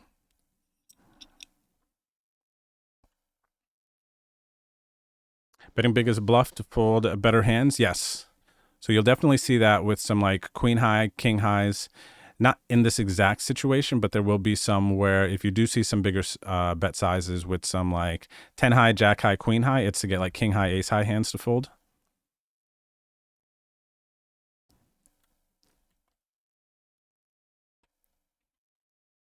All right, so let's zing a little bit. Okay, just called here. We could jam. I think some players would jam here. I just decided to call. And let me see where we're at on this. Okay, yeah, we're going to zing a little bit more. I'm probably going to fast forward at this point. But just bluff catching at this point. And we called down, and they jammed, and they had queen 3. I do believe this was a player from Brazil, so I definitely thought that they were going to be a bit more aggressive. So yeah, we called down, and we caught a big bluff. Yeah, so what they did here, we talked about earlier. They raised pre. This min raise from the small blind kind of weird, but it does leave them weird in the sense that I don't see this a lot. But as far as some positives I think about this min raise from the small blind is it does leave room for them to play post flop and fire some streets. So I do think that carries some value, but we decided to just call, and they bet half pot. They probably don't need to bet this big here. But we call, and then they pick up a gut shot. They're continuing to bet. And with this bet sizing, they're saying that they plan to jam the river, FYI. So we call, and then they do jam river. And it looks like they knew what they were doing. I think on a shorter stack, they min-raised there. They might have a well-balanced strategy from like 16, 17 blinds, whatever, 18 blinds. They started with pre-flop. In order to set up this line, they kind of had to min raise from the small blind pre-flop in order to have some fold equity on the turn and river. So I kind of like respect the construction of everything they did here, but I think this is an uncommon thing to see a min raise from the small blind. So yeah, we did pick up a nice hand there. So I was thinking it was sound, just ran into it. I'm trying to manufacture to be open and try to learn from some of these spots, like what some of these players might be doing.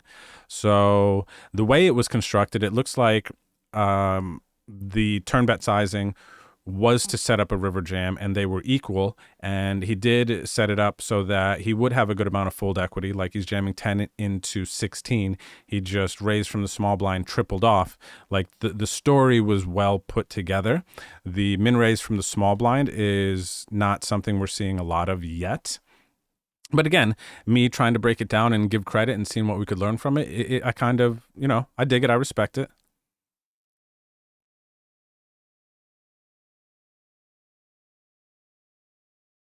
But I'm assuming they're thinking. I'm trying to make it make sense sometimes. So I don't know exactly what they were thinking. But I could see a space where, oh, okay, sick. I like the way that they constructed that. And I might even take something from that right now, even just speaking right now about it.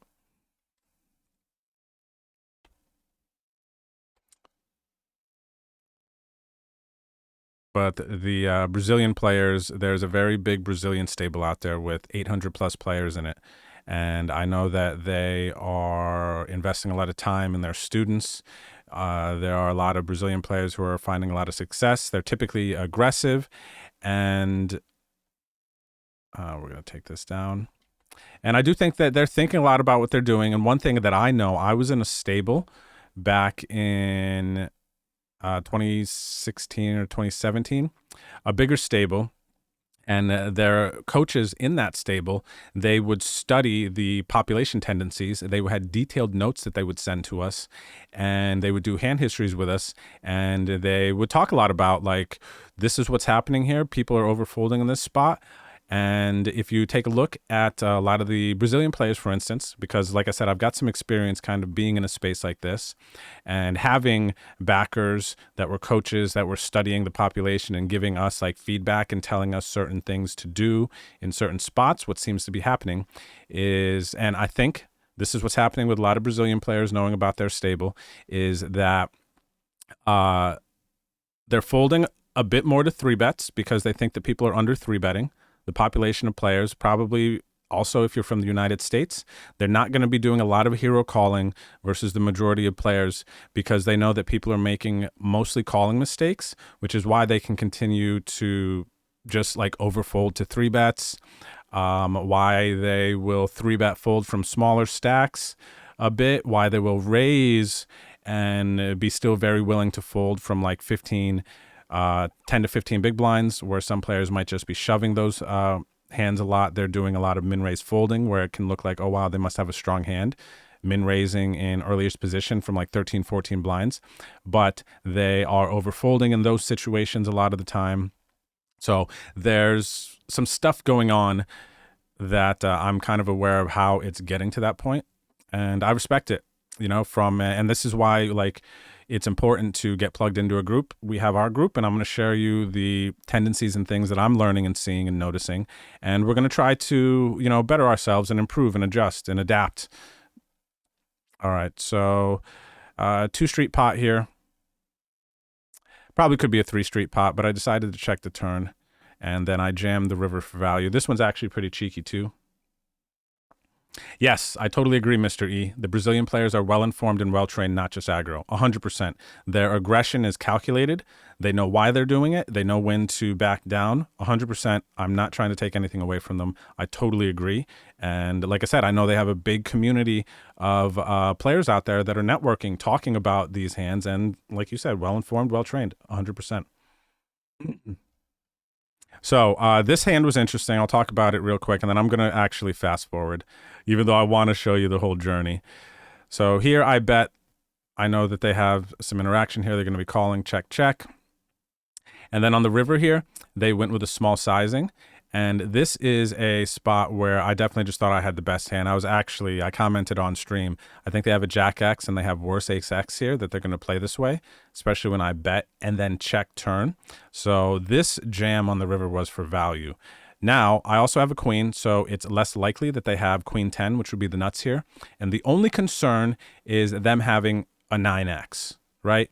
And they could have a 9x here, but they also could have a bunch of Jack X and Ace X that are going to call my jam here. So the only concern is the 9x. But yeah, I definitely thought that I was ahead. I thought if they had a 9, they would have bet bigger on this river as well. Let's see, stat line. Yeah, I definitely thought they would have bet bigger. And this is a population thing when they have a 9 here, wanting to look bluffy out of position. And honestly, I think if we ran this through a solver and we have like king, queen, let's say 7, 8, maybe Jack 10. Like some of our bluffs, I would imagine, are going to be bigger sized bluffs because when we bet flop here, we can definitely still have a Jack. So I think that the out of position player here is going to be more incentivized with a bigger sizing to get us to fold. Whereas if we just bet a third here, I call with a Jack all day. I can even start calling, I'm not calling with an 8, but we call with a Jack all day. We're never folding an ace. So what is this small bet accomplishing here a lot of the time outside of just being like a block bet? I feel like if I had king, queen, and I want to try to get a Jack to fold, I'm going to go bigger. So I think that, yeah, if I had a 9 or if other people had a 9 here, I'm just assuming they would go bigger. So I decided to jam here for value and they folded. So obviously we were ahead. That said, maybe min raise. I don't know. I kind of want to go max value in some of these situations. All right, so let's see. Yeah, we're pretty far up. Let me go here. This is... I'm trying to see if this is final table. Cool, Rick, CJ, Kurt. Because let's look at the FT, right? What is it, 238? All-rounders, happy Sunday. Oh, you guys want to see a sick one? I remember a sick hand here. I'll actually go back and show you. It was queen 5, blind versus blind. And then we'll go to the final table. Is this it? Okay, so this is cheeky. This hand was really cheeky. I'm going to show you something because this is another like exploit.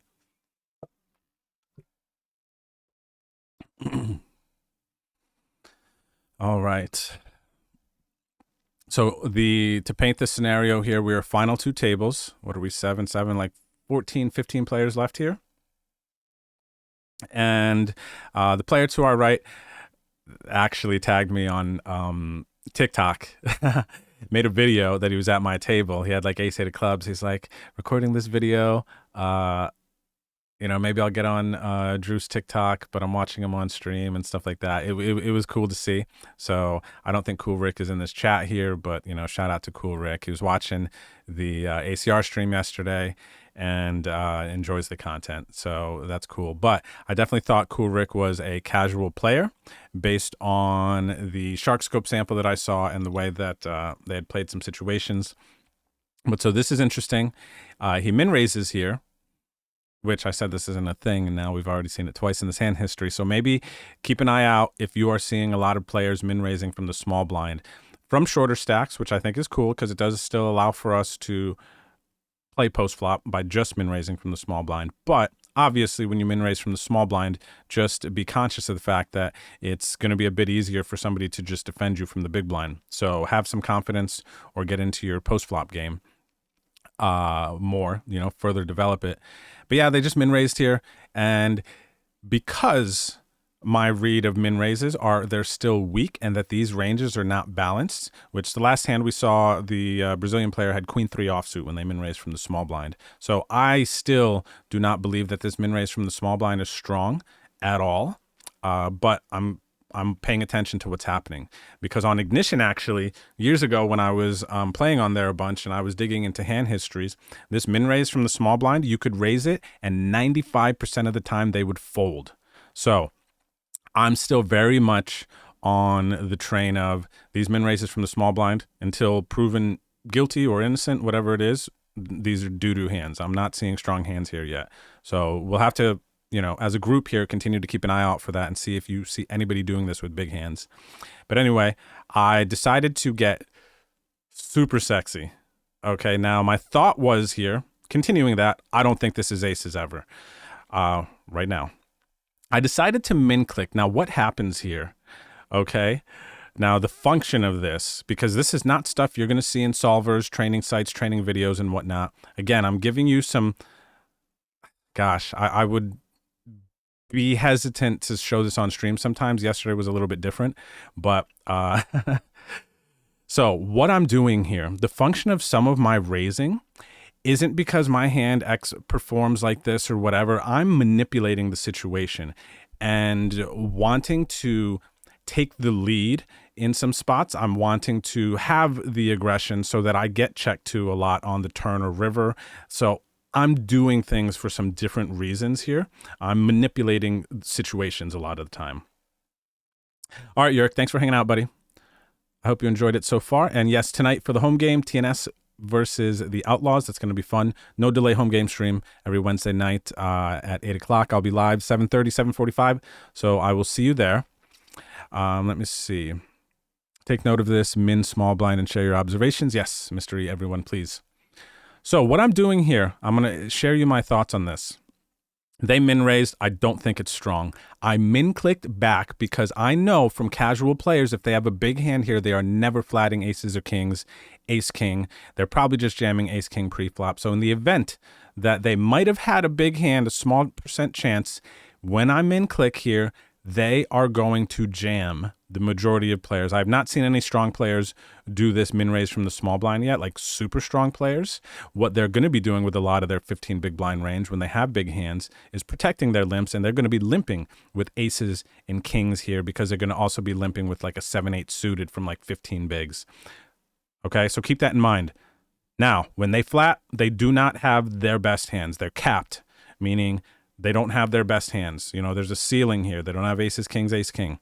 I click back, they just call. Alrighty. Now, okay, that's great. Now, they check to me here, and what am I going to do? They don't know what I'm doing. Nobody's doing this dumb stuff that I'm doing right here. This min raise from 14, 3-bet min click. Nobody's doing this. Nobody knows what it is, okay? Unless I show it on stream, and I'm hesitant to do it. So Ramada says, Drew, you've already beat me because I beat myself. It was often limp and call, read like a book. So yeah, you know, we got to continue to figure it out. This game continues to evolve. So we need to be like thinking ahead. This is chess, not checkers, poker. And I'm doing a lot of chess stuff that I might not have seen in a solver, but I'm thinking about the game and how people are reacting. And I'm trying to do some different stuff. And sometimes it's going to be fail. Sometimes it's going to be sick. So here, when they flat, those are my thoughts. They check. And I don't need to bet big here. I'm continuing to represent that I have a big hand. All right. Even if we had aces here, this is kind of cool because if they min raise and we just jam pre-flop, they're going to fold all their garbage. So we kind of don't want to just jam if we have aces in the big blind here versus this pre-flop action, right? But maybe this is a sick play to not only do it with a doo-doo hand like queen 5, but we do this with aces because we're never losing a customer when we min click back. And it's not that they're super deep that we need to put in a lot of chips here to try to get all the chips in the middle, right? So this can be used, I think this line here, we can use it with bluffs and we can use it for value with big hands. Now it goes here, and what are we going to do? We're going to bet small. If we're trying to get a fold here so that you can compartmentalize this, we don't need to bet big. What is this? This is a quarter pot, 421. Yeah, so this is like a quarter pot. We could bet here, and this is pretty much putting them to a decision because a lot of people feel a lot of stress and pressure around the 10 big blind range, which is kind of over the years what we've decided is the warning stack. And it kind of still is, you know, we don't have a lot of room to do too many moves, 3-bet fold, 4-bet, like that's just not happening unless you're all in. So it makes sense, but we don't need to bet big here to get a bunch of folds like I want to get in this situation. We bet and they fold. So do you see where I'm coming from with this? We can't plug this in anywhere into a solver and check X, Y, Z, but do you understand my thinking? Does anybody have questions on this one? Because this is janky. Let me know if you have any questions, and then I'm going to move on in the meantime to the final table. Okay, let's see. Okay, so now we are, because Cool Rick did make it, Rominho all-rounder, Racing Ryan, Carnes. Let me just double check, actually. Okay, no, this is final table with this guy. Okay, this is definitely final table here now. Wait, TRT Vitor. Let me see if, okay, here we go. This is the beginning of the final table, everyone. All right, glad you enjoyed Easy Rider.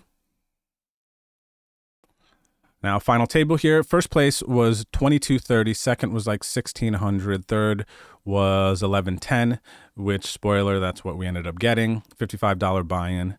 And yeah, now we are going to be using this bad boy a bit now that we're at the final table. All right, ICM dollar 165, fine. All right.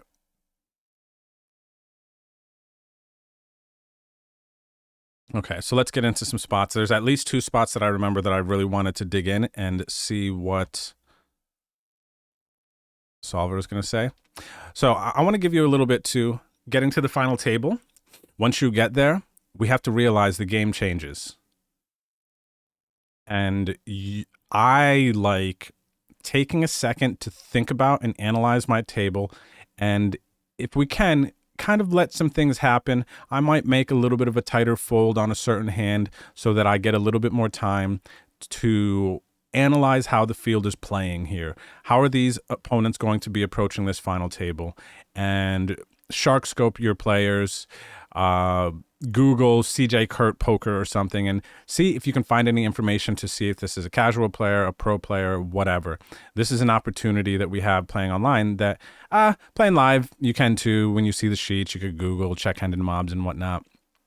But this is a nice opportunity to analyze our table, decide what we're going to do, and assess our situation. So like right now, big chip leader over here, 85 blinds, second in chips here, third in chips here, and fourth. But then now we have 4 stacks that are sub 20 bigs, including us. We start this final table with 13 blinds, and Cool Rick's on 10, 10, and then 17 here. So the most pressure is really going to be on the middling stacks here. Like this player is under a bunch of pressure. This player and this player, you know, the second, third, and fourth or third, fourth, and fifth place chip stacks. The middling stacks have the most pressure because we have not much to lose here and everything to gain. We're the shortest stacks. But when you're a middling stack at a final table, you have to be thinking about the pay jumps that you can get just from not getting into a situation with the big stack here. Like this big stack can continue to put, for instance, this player all in here every single time, and this player just is in the spot where they can only call like their strongest hands. This player could just destroy this player. So this is not a situation where this opponent is going to really want to get too involved with this player. Do you see what I mean? And this player here isn't going to want to call off Cool Rick's 10 big blind jam at a high frequency because it's the majority of their stack. And they are above 3 other players here and can catch $200-$300 in ladders by just kind of managing their situation. Does that make sense? All right, so assess your situation, get a vibe of where you're at, look for the big stack, look for the short stack, see what you can find out, and then, boom, let's get into this. All right, so we have pocket fives here, and we decide to jam. I'm pretty sure this is just a clean jam, but we will plug it in, and let's just see what we are jamming here. Does anybody know the worst hand that we're jamming here? The worst unpaired. Let's see this. What's the worst ace-x you are jamming here? And the worst pair that you are jamming here? Type it in the chat. I'm going to pull it up.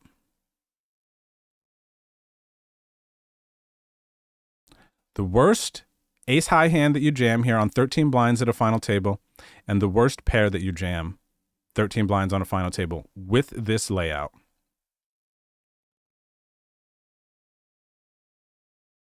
Okay, I'm going to give a second for you to type in before I plug this in. Let's see. Fancy says ace-5 off. Easy Rider says 4s plus, ace-10 off. Subi says 4s, ace-10. 5s for James. Keisha says for you, ace-7 off. I fold ace-7 off. I hate that hand. Hubie says any pair. Casey Jones, 5s, ace-10 off, ace-5 suited. Professor Grind says ace-10 off and a 7s. So let's go ahead and see what kind of output we can get here. All right. And we're just going to so this program will put in its own ranges and then solve for us. We can adjust those ranges if we think that a player is playing tighter or looser, calling wide or looser, we can adjust that. But for the start of these conversations, we're just going to go from here.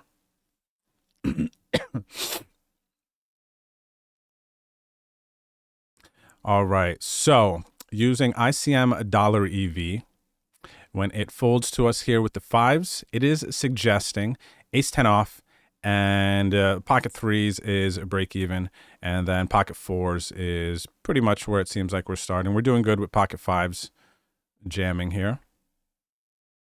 All right, and then all of our suited aces, king 9 suited, queen 10 suited, jack. I don't think I wonder if I am instinctually. I don't think I'm instinctually finding the jack 10 suited jam, but looking at it here, the jack 10 suited jam is performing slightly better than the fives.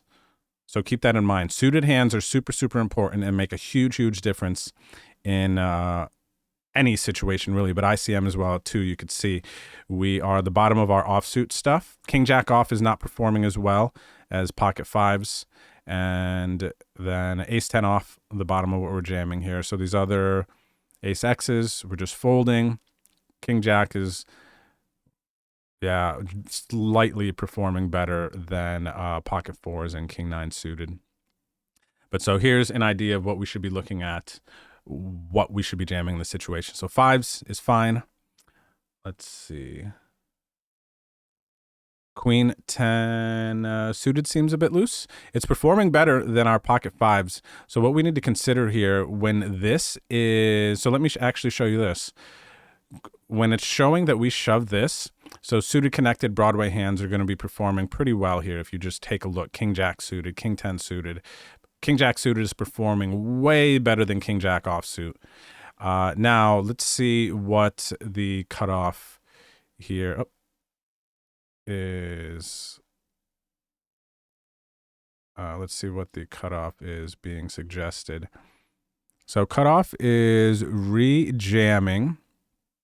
Pocket threes, ace 2 suited, ace 7 off. Whoa. Ace 5 off, king 7 suited, king 10 off, queen 9 suited. So the cutoff has 18 blinds, actually has them going a bit wider than I would have thought, to be honest, here with some of these hands. Yeah, so here's our jam. Let's go ahead and see, because we are coming up on the time. I know a lot of you probably planned for the 2 hours, so I don't want to pull too far past that. King deuce suited. But there's so many ways, as you're seeing, looking at these tools, we could go on for hours here. And you could just analyze, like, oh, okay, if I jam here, what should I be calling with here? All the tools we've used, you don't have to just have specific hands. You could just continue to think about the situation and adjust it and kind of go from there and see what outputs are coming out and what they're saying. Okay, so not defending there versus chip leader. Jam folding the ace deuce. I know there's an ace 7 of clubs hand I have to see. Pocket 10s here, 11 blinds. This seems pretty easy, right? Let's see 11 blinds, what we're jamming here in this situation. There's a 6.5 blind stack, a 9 big blind stack here. This definitely seems dig-inable. Let's see what we get here. All right. So drop your guesses in here. What is the worst pair you think we're jamming here?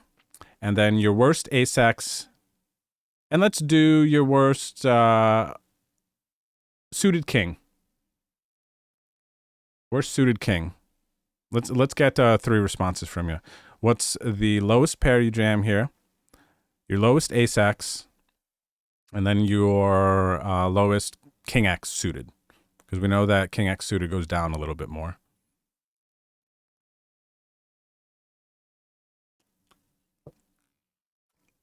Mr. E wants to know, can we just do an ICMizer day? That seems fine. Honestly, we can even progress in the next hand history session next week. We can start a little bit later game. But yeah, 100% mystery. Whatever you all want as a community, things we come up on, you want to focus on certain things for our hand histories, I'm definitely down. Again, here for you guys, here for you gals. Okay, so as far as some of the jams here we're anticipating, King 5 suited. This is Casey Jones. The professor says 7s, ace 10 off, king 9 suited. James says 5s, ace jack, king jack suited. Mr. E, 6s, king 10 suited, ace 10. Vance is at ace jack off, king jack suited, 7s. So the lowest I'm seeing pairs were going down to pocket fives, a lot of sevens, some king jack suited for the bottom, and then ace eight. Eight, king 10 suited, ace jack off.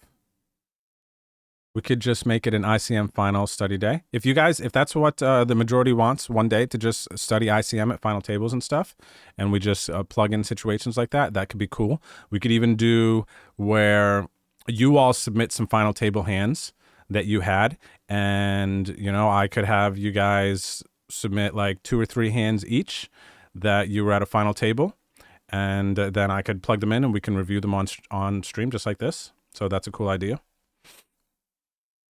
Alrighty, so let's go ahead and see what we have. All right, pocket tens.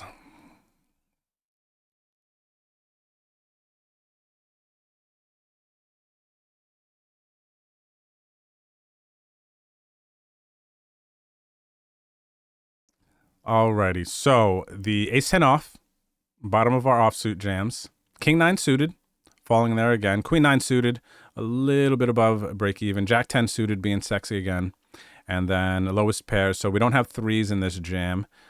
And I'm definitely thinking about, as our stack got a little bit shorter, the last example we're looking at, we were in similar spot, I believe, later position here, hijack, with 13 blinds, and it had us, threes was break even, fours was a bit more profitable. Now fours is break even, so it did tighten up a little bit here.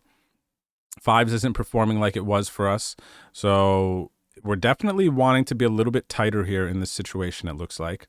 We still have the ace 2 suited, and the king 9 suited was doing better before. So some of the hands in that last scenario we saw are performing a little bit better. So we are tightening up a little bit in this situation here. King jack off. This queen jack off is surprising. I might not be finding the jam with queen jack off still. Queen 9 suited. Jack 10 suited is just too sexy here. All right, so that gives us an idea, but tens is obviously very, very easily in here, and very easily in here with sixes. Things start to get a little, if you are kind of cutting down or wanting to shave some things, we just can't with sixes. It's just doing too good. So a lot of people out there I saw put in kind of sevens. Sevens feels like in that like safe spot, so your instincts were pretty on.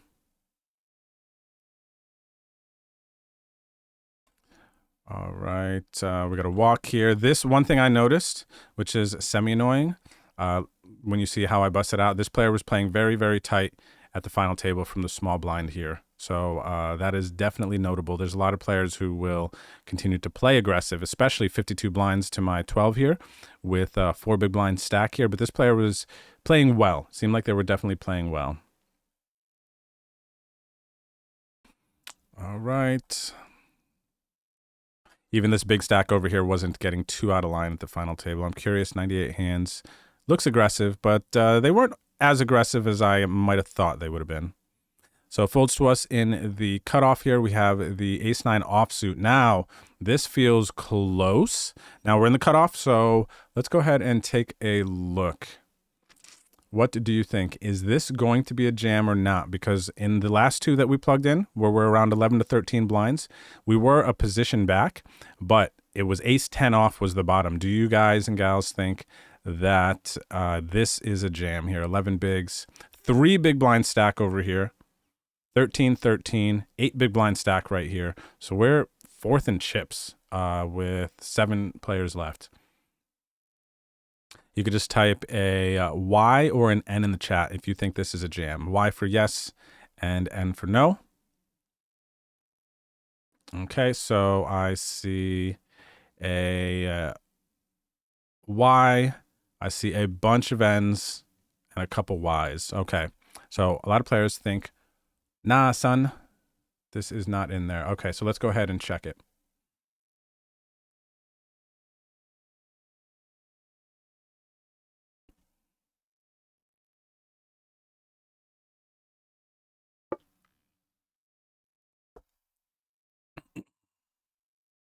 Gosh, that 3 big blind stack, huh?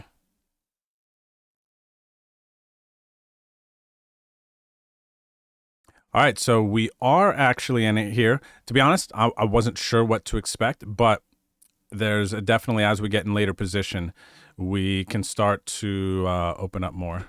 Hang on 1 second here. Hey, Paul, you're on speakerphone. Yeah, I just wanted to drop in and say hi to the group. Oh, okay. Is that okay? Yeah. I figured. Are you in the chat? Oh, you are in the Discord as well. I just didn't want to say anything, and I just figured when you're done, just say hey, because I just want to say hi to everybody. Oh, okay. You want me to call you back when I'm done? We're almost there. Yeah, I'm here. So it's the last thing when you're closing up. I'm just gonna jump in and say hi to everybody. Okay, cool. Through Discord, right? Yes. Okay, perfect. Sounds good. Okay. All right. So let's see.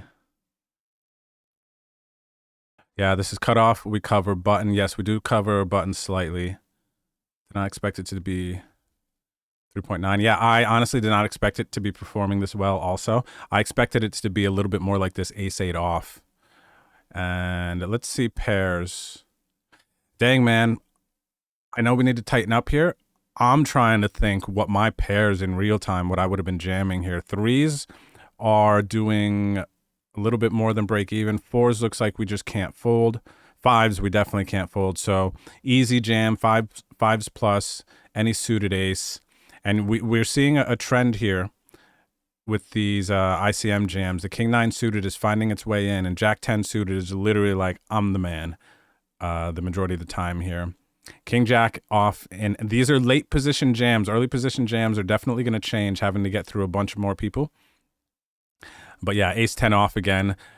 Kind of you know what, to be honest, and I want to compartmentalize and bring some of this stuff up, is it feels like a lot of you in the chat have been in these questions at this final table, starting ace 10 off sevens, the ace 10 suited, and then we're like at probably king queen off or so, somewhere in that range. That's like a safe starting point. I feel like that is a very safe starting point. Every single one that we've been looking at here has included those hands, but it looks like we are, for the most part, stretching down to fives a little bit more than we might anticipate, and then also stretching down to the king 9 suited, queen 10 and jack 10 suited. Feels like kind of our starting point with a bit of these jams. So I'm saying that so that we can compartmentalize it and remember it a bit better in the future. So we were actually in this. I was not sure, to be completely honest, especially with this 3 big blind stack here. All right, so we do get that through. And then sixes here. So this is the very next hand. So this is going to be in here, right? Let's go ahead and plug this in. Based on what we've seen, this is just in here, though we are a little bit back. Jack 10 suited is going to be a lot of 60-40 strong hand to jam. Yeah, definitely a lot of 60-40. So yeah, I'm just thinking sixes. It's just in here all day. Yeah, again, sixes. So let's, common trend, king 9 suited, king jack off. I almost want to put king jack off in here. King jack off, I feel like, does not deserve our respect and does not deserve to be getting jammed in here. But we're seeing just played, just, you know, king jack just is not a great hand. But again, we're seeing ace 10 off, pretty clean in here. You know, we got some borderline stuff here, pretty much break even, break even, break even. Six is strong here, which is what we have. So this is in there. And yeah, we have some stuff. Jack 10 suited still in there. All right, so six is good.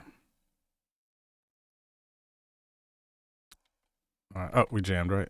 Yep. Okay, got it through.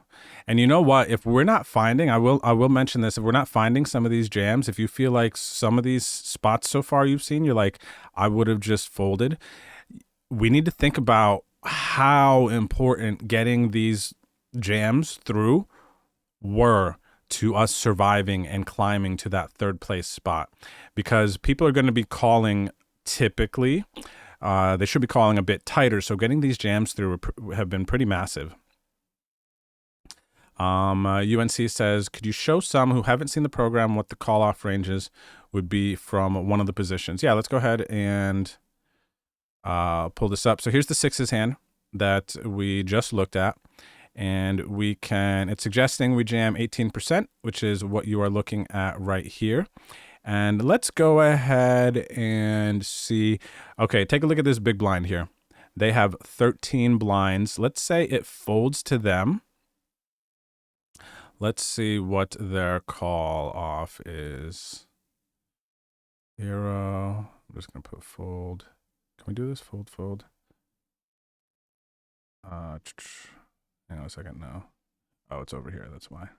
All right. So big blind call. Right here. So big blind. Here's the big blind's calling range that they have. So again, like we were saying, they have to be calling pretty tight in these spots. The button is our big stack. Yeah, the button is our big stack. So you can see the button can be calling a bit wider than anyone else because they have a bunch of chips. They're calling 8.7% of hands, but everyone else is calling. Remember what we said 3% was? 3% jacks plus ace king. Yeah, a lot of stuff is going to be very, very tight because we're going to be getting ladders once this 3 big blind stack gets out of the way. But small blind, big blind on 14 and 13 blinds, they're just calling jacks plus ace king. And the only one here who's able to call wider than that is our chip leader, the button, with 89 blinds. Is that helpful? UNC? Let me see. Do you ever take into consideration that you have shoved the last 4, 5, 6 number of hands? I think it's worth thinking about, but I would take that into consideration more if I was just like raising, because even if I shoved the last 4, 5, 6 or times or whatever, it's when I'm going all in and it's at a final table, it's like, what are you going to do about it? Whereas if I had raised 3 or 4 times in a row, and there's like 30, 40 big blinds mid stages of a tournament, and then somebody 3-bets me, now I'm going to be thinking a little bit more like, okay, they might be adjusting and now 3-betting me a little bit lighter because I deserve to be 3-bet a little bit lighter after raising 6 hands in a row. So not so much in this situation, but in other situations, yeah, I will definitely be taking that into consideration. Okay. Yes, Sui, ICMizer does show 3-bet shove spots. So right here, the cutoff, it is actually looks like, it's interesting. It has them shoving a little bit wider than I would expect. 8.5 blinds. It's very, very interesting, this output. Let me make sure this is clean. Yeah, it is. I honestly couldn't speak to why it is suggesting the cutoff to shove there. Let me see, all in. There's nothing to analyze. Oh, okay. How did these other ones fold? Let's see.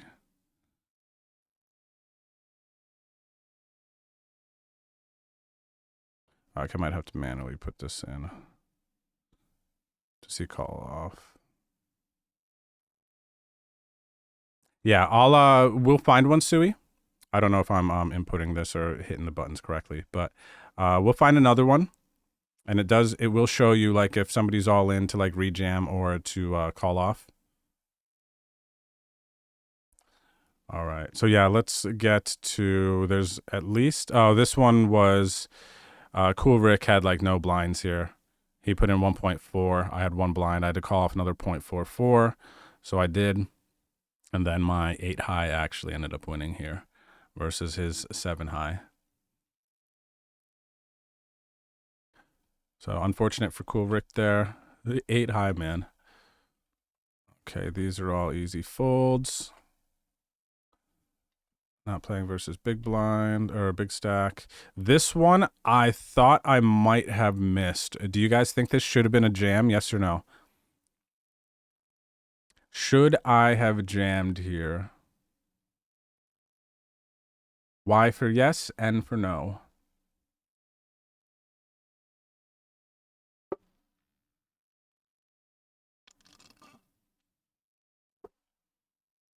Okay.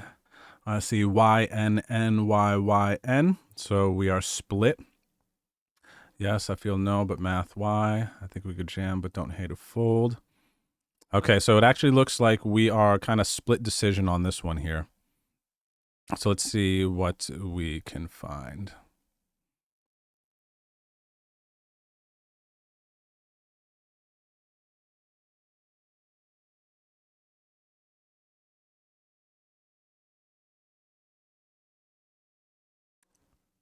All right, so King 8 suited here. We are getting a no. King 9 suited, though, yes. Seeing King 9 suited is like in some of these spots, King 9 suited is banging. King 9 suited is like in the streets. Jack 10 suited is like, yo, I've been here.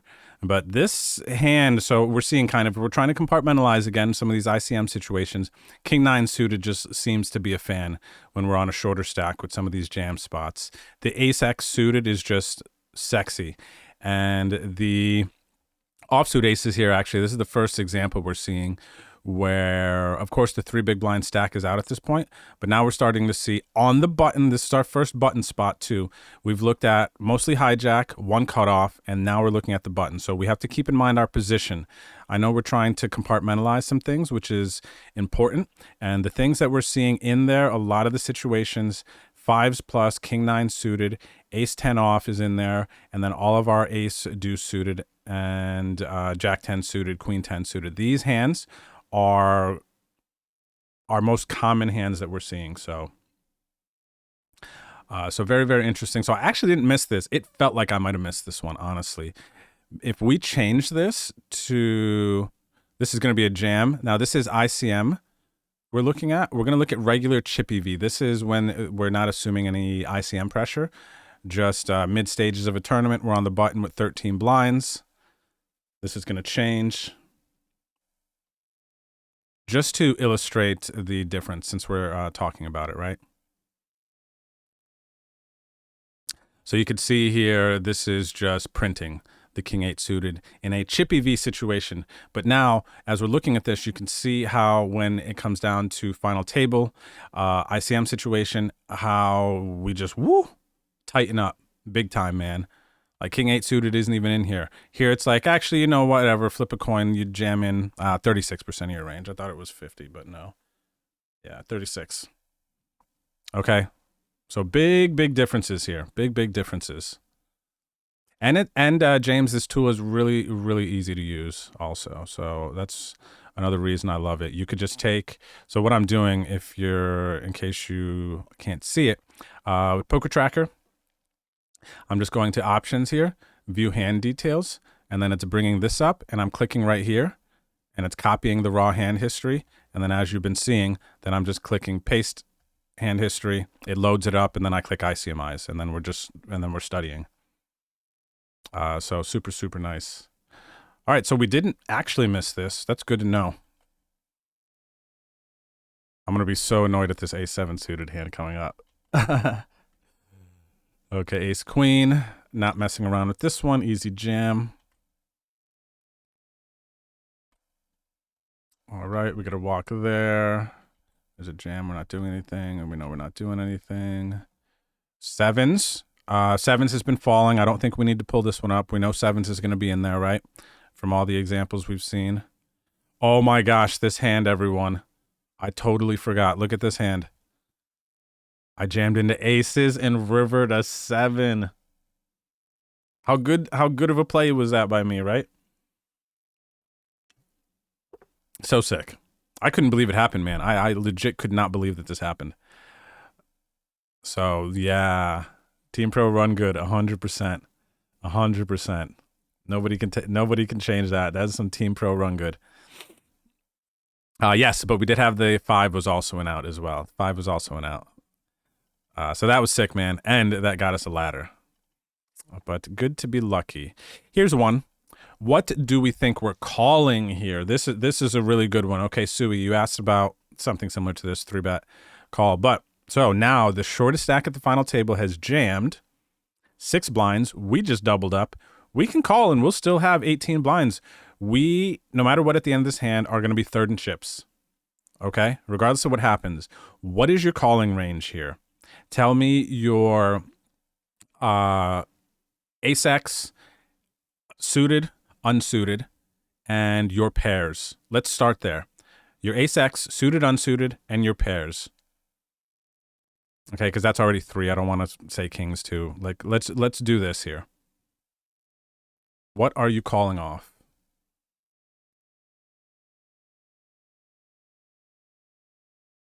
I'm unsure about this.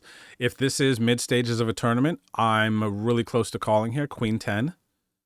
Queen 10 suited, I'm calling here all day, mid stages of a tournament. Final table, I'm going to just let you guys type here, and then we're going to get the solution. Okay, so Sui says all Broadway hands. Fancy says ace jack off, ace 10 suited. Excuse me, ace jack off, ace 10 suited, jacks plus. Sui's saying fours, ace 2 suited, ace 10 off. I see ace jack off, sevens, ace 9 suited, plus ace 5 because solvers love ace 5. True. Ace 5 suited, ace 10 off, and then sevens. And let's see what Easy Rider is thinking. Saw you type in.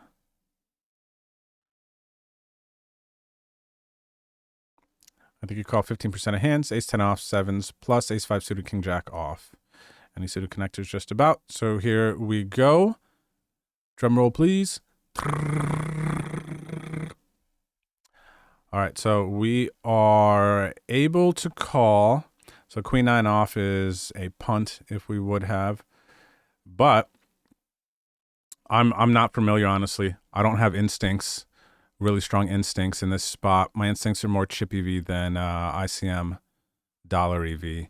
But so we're still another trend we're seeing here. Suited ace X, though this isn't massively above break even. Looks like starting at ace 3 suited, we just have to call.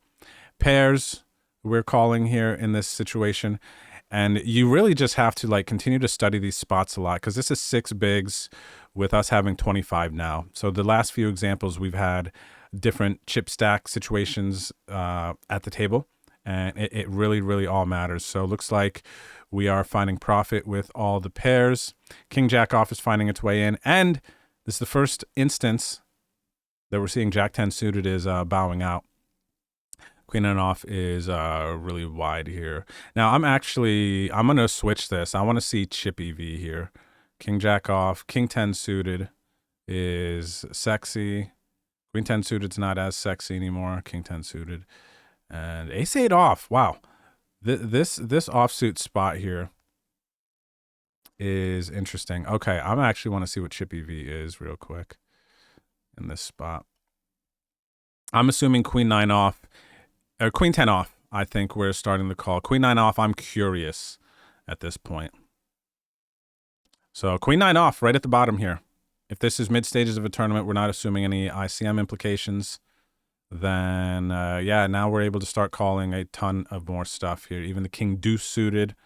And now this is assuming that under the gun is jamming 35%. So I'll do this real quick. I don't want to get too far off course. We're getting close. I want to end in the next 10 minutes. I might jump to the ace 7 hand.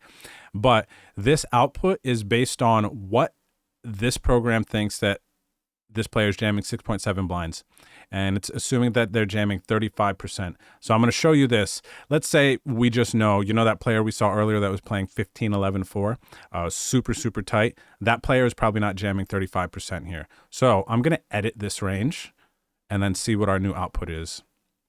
Okay, let's say that this player on 6 blinds is just jamming 22%. Instead of what we just saw, the 35, 38%, whatever it was. Now let's see how much we're going to be calling if we assume that this player is jamming tighter. We were just calling 38%. This is not ICM real quick. We were just looking for chip EV for comparison. Now, if we think that they are a tighter player here, now, I honestly think that 38%, I don't think a lot of players on 6, 7 blinds are finding all those jams. So I do think it's tighter. 22% might be a bit tight for what some players are jamming. What's this? Any pair, ace 2 suited, ace 5 off, king 9 suited, king 10. I mean, this actually seems fair. Like thinking about population and what I've seen a lot of players jam in this situation, this seems kind of fair to assume this. So now our reaction changes quite a bit. Now you could see that queen 9 off that we were going to be calling in. If we think somebody's jamming wide all over the place, we can start calling a ton of hands, 38%. But now we're only calling 24% if we think they're jamming tighter. And now we are looking at still any pair. This is chip EV, suited ace, king 9 suited. You can see how it changes. So that's the game's just so interesting because the challenge here is to develop the baseline, our starting point, our understanding of what's going on, and then we can adjust. Oh, this guy seems like he's jamming a little bit more. This person's a little bit tighter. I'm going to tighten up. I'm going to loosen up. And that's kind of, once you get into studying and stuff, a joy of the game, we'll call it, right? All right, so let's go back here and let's do this. We're on the home stretch, everyone. We did fold. I want to go to this one, 20 bigs. I don't think we're jamming. I just avoided the spot with the chip leader there. This hand was interesting. I'm just pot controlling. It's a very dodgy spot here. I did raise the ace-9 suited and then check, check. Unfortunately, they had an ace as well. I want to see this ace-7 suited spot. Here I did something really sexy. 3-bet bluff on this stack depth, and they ended up folding. So I thought that was great. This is something that I think we can get away with more late game. These really small 3-bet sizes on our shorter stacks, preserving our tournament life, still ninjaing a bit. I don't know that I'm doing this quite as much mid stages of tournaments. It's not as impactful. People are just like, whatever.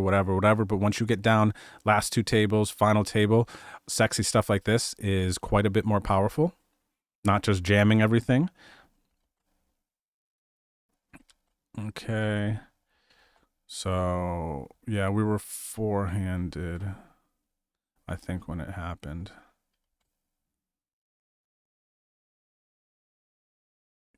Here was a spot where I think Chippy V were jamming here a lot of the time, but I decided to just call. I was doing a lot of like short stack ninja stuff, check, check, and we ended up fading, running into ace king. So we stayed alive. So just calling there versus jamming probably made us an extra like $300 or something, being results oriented. King 10, not calling. Here I was all in.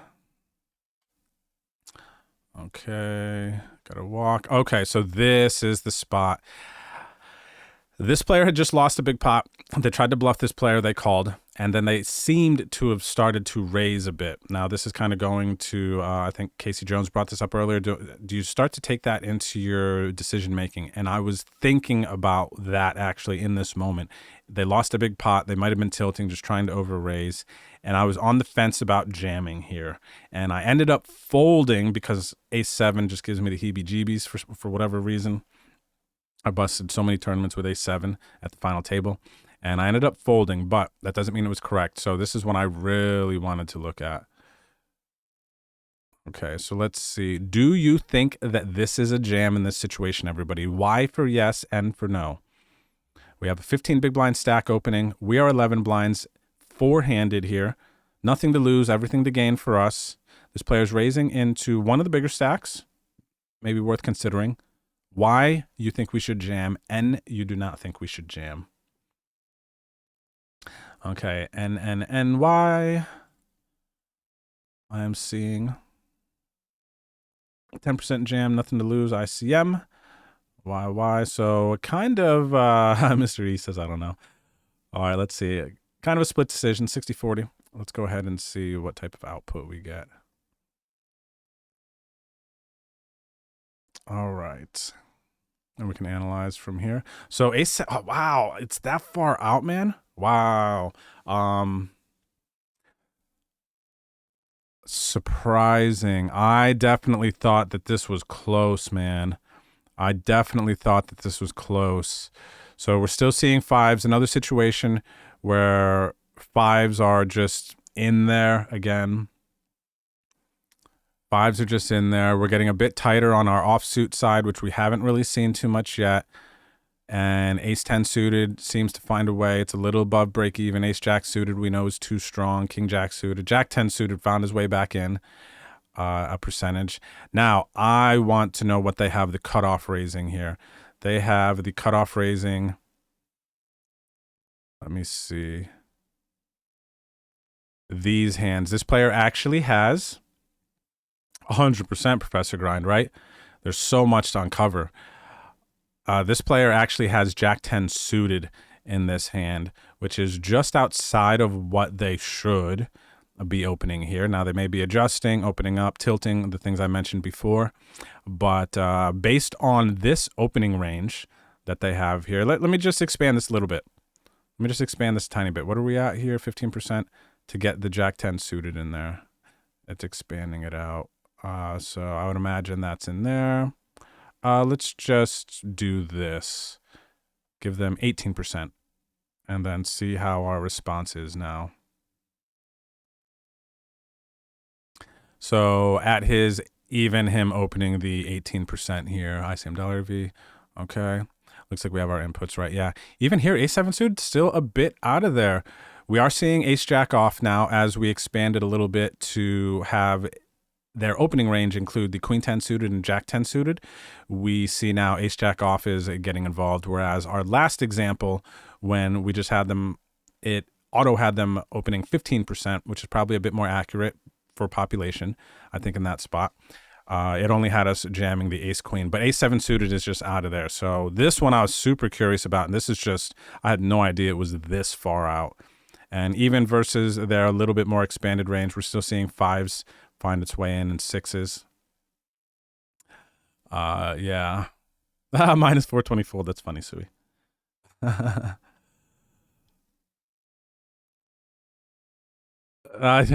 Professor Grind, man. I might have played it so good, but my thought process wasn't there. It wasn't even close, man. Yeah, that's like, okay, so I actually did good, but look at this. We would have won. Who wants to be results oriented for a second? All right. And then jam the ace-4 offsuit here. Nothing to lose. I'm going chippy V at this point. We're on the button with 9 bigs because I'm the short stack. And let's get to, I'll show you the end, everybody, for the conclusion. There was a limp here. This player wasn't playing overly aggressive from the small blind. I needed to pick a spot here to pick up some chips, so I decided to go with this. Actually, they were... Okay, they were big blind. I just jammed here, yeah.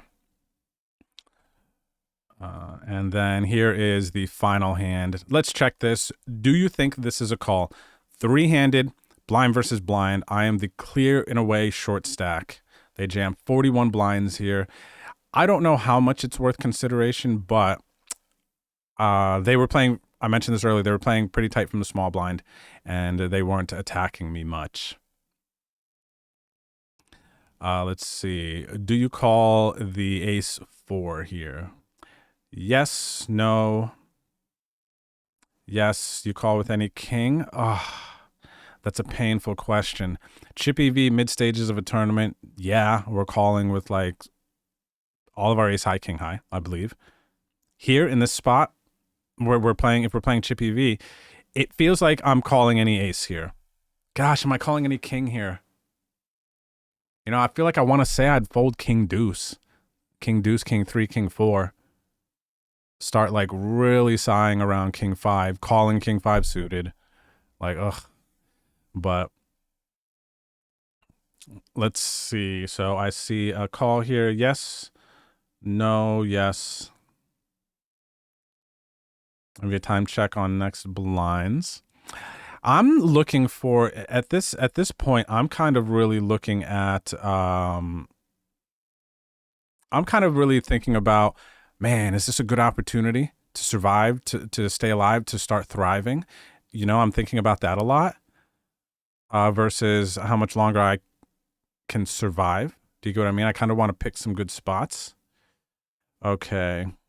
Let's see here what the output is that we get.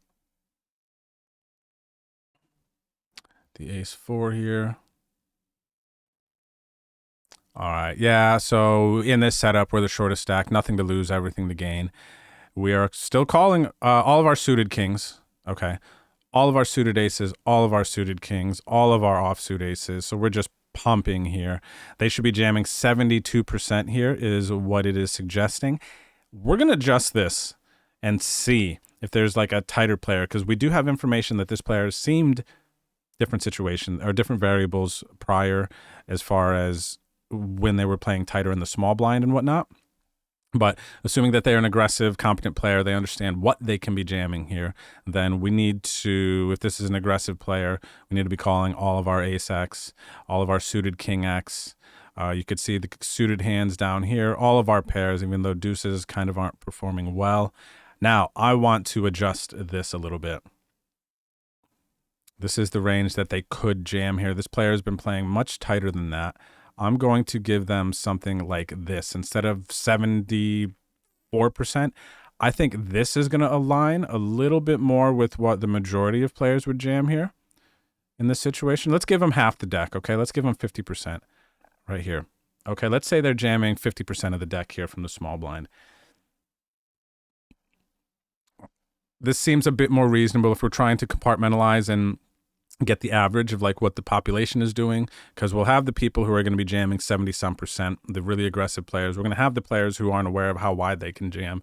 And I'm trying to get somewhere in the middle right here. Let's see now. Yeah, let's just see how our calling range changes. So we do tighten up a bit. Remember, we had all the king deuce suited. We had like down to king 5 off. We had some other suited stuff in here. But if we're trying to average this out for us to compartmentalize in our brain calling off here, we still have to call all of our ace X, even versus tighter ranges jamming here. Still got to call all the suited ace X. Now we're looking at king 9 suited, back to where we found again another one that's just popularly in there. Jack 10 suited's taking a break on this. King 8 suited's performing well here. Queen 10 suited's performing well. And the deuces have left the scenario. They were barely in it versus the 70-some% jamming range, and calling the majority of our pairs and some king 9 off. So in this spot. Yeah, very interesting, huh? Yeah, it definitely, we lose a bunch. What did we drop down? 33%, mystery, huh? Call, lose to queen 7, buy a new keyboard. I know, man. Hey, that's the way it goes sometimes, huh? So yeah, we called, flopped an ace, and lost to ace queen. Oh my gosh, how do you have top of your range here? How do you just have your best hand on the planet in this situation? Am I right? All right. So we are at about 2.5 hours here, everybody, on this hand history session. I ended up getting third in this tournament for $1,100. And it was a lot of fun. It was a lot of fun. But do you have any questions? Does anybody out there have any questions, thoughts? Let me know. This is oh, we're also gonna get Paul on here in a second. He is still out there. He has some words he wants to share with the community. No doubt, Professor Grind. Thanks for your participation, your help. Easy Rider, way to crush. Okay, I'm going to wait and see if you have any questions about this, any comments, and then hang tight. We're going to have Paul come on here, share some words with us. Let's see. Maybe a loaded question for another day. Why does the solver love ace 5? That is a loaded question. It has to do with like making straights, not blocking hands that they're going to be raise folding. Okay. Definitely want to do more ICM adjusting for pop ranges. Okay, sounds good, Mr. E. I do too. I have a lot of room for improvement in these late game ICM spots as well. So we'll definitely draw more attention in the future here to this. Yes, I have a question. Can we do this again tomorrow? UNC. So every Wednesday right now, our schedule is our Nutted Playbook seminars, which is giving you all the roadmap to understanding how I've been able to find success in poker and in life, I would say, over my 10 plus years of playing poker to make a living.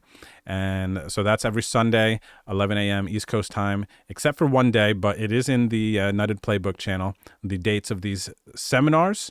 And then the hand history reviews Wednesdays, 1 p.m. East Coast to 3 p.m. East Coast is when we have slotted out for those. And we should be able to hit all of those slots. Occasionally, we may have some guest hosts. Now that we've added Rob to the team, he's incredibly educated, a very good teacher. I think we may see him getting into the streets as well for some of these review sessions. So yeah, super excited about that. But Paul, you want to hop on? You got some words for the community here? Let's see if he can figure out how to do his mic. If I need to bring you on the cell phone and just put you on the mic, Paul. That works. Okay. Mic is unmuted. Thanks, Professor Grind. I appreciate it. On the podium, that was nice, especially in that setting with the Pro versus Stormer challenge. It was nice to pull the first one down for the pros. So he says some spots were definitely looser than I thought they would be. It's very interesting, huh? And very fun. I enjoy this format of hand history study with everyone. As a Canadian, third place is gold for us. Oh, really? I think Paul is going to give us a call here. Paul, you can go ahead. Oh, no, you did it. Paul, you did it. Oh, Misty did it. Sorry, guys. Like I said, I am the worst at this, but I have a lot of people around me that help me. I hope everyone can hear me, and I just wanted to just jump on here real quick. I've been sitting in the background watching Drew do his thing. He's amazing. We all know he's amazing. I just wanted to give you some update. We are at 246 people that are nutted. So we're getting to that 250. We are going to have our reveal on Saturday. We're working on final details of that. We'll get that back to you. As Drew stated, we will be having some other guest people. I'm also working on all the software that you see Drew using. I'm working on affiliate deals for you guys to be able to get that software at a much reduced price, possibly even free for some of it. Rob will be. I'm confirming Rob will be doing some of the kind of different than what Drew's doing, but he has his own little spin that he wants to bring into it. I'm going to bring in some guests onto the Discord just for our Nutted Society. That will be guest coaching, and again, a lot of our value is going to be coming from these things. So what I'm asking permission from you guys is one thing. I would like to do a group, like I'm going to pick 5 people, and just the 5 of us are going to get on a Zoom call. And I want feedback. Feedback is the most important thing I can get from everyone on this channel. You are the founders. Your opinions are respected and valued. So as we progress, I'm going to just randomly have one of the guys do a marble race or some kind of race that you guys can get in that want to be involved in that town hall meeting, or just a one-on-one with me and the brand manager and Drew, and give us your thoughts, because they are very important to us, and we want to make sure that you feel like you're getting value. Until you feel like you're getting value, I need you to tell me, hey, it's hard to promote this because, $500 is a lot of money. And I want to make sure everybody feels like they're getting their money's worth. And if not, what do I do about it? I want your input. What do I do about it? Okay. So it's super important for me to have that feedback from the actual community. So another thing, if you wouldn't mind doing, if you enjoyed this session with Drew, please promote him. Please go out on all the social media platforms and say, hey, I just got off this great seminar in the Nutted Society that's only open to people, and maybe we can help push getting some more people to be in our group. But be selective of who you send it to. Okay, we want like-minded people like yourselves that are interested in our community. Okay, it's not all about the NFT, but it is all about the community. Again, Drew, you did a great job as usual. I learned a tremendous amount. I still want to know why the Ace 5 thing is myself. I keep everything I do. Ace 5 jam, Ace 5 jam, Ace 5 jam, raise, Ace 5. But we'll learn that even further. So I hope you guys all enjoyed this session. The next one with Drew will be on Sunday. And what's really like about Sundays is Sunday is usually ACR grind for me. Mhm. So he gets me all pumped up with the learning session, and then I dive into my my day on ACR. And I'm super excited because I learned something new that I didn't know. So thanks again for coming. Let's get those 4 others sold so we can nut. And then we're going to get out to you shortly here how that reveal party will take place on Saturday. Sweet. Thanks everybody for coming, and have a great rest of your day. Thanks, Paul. All right. All right, everyone. That's going to do it for us. Thanks again. Like Paul said, have a great day. Definitely tell your friends. I really hope you enjoyed the session. I definitely enjoyed it. And for those of you who follow the stream, home game tonight. Stream will be live in about 5 hours, and it'll be on no delay. So I'll see you then. Good vibes. God Oh yeah, bless. and I'll Peace, be on everyone. that because I am going to crush all of you. Just to let you know. We will see. We will see. All right. I say we do this. I'm going to put a $50 bounty on Drew's head. All right. I dig it. All right. Come get It's you on some, you. chat. All right. Come get Drew. All right. And it's only for you guys, only for the nutted people. Only for the nutted people. Yep. All right. All right. See you guys. You got it. Bye. Bye.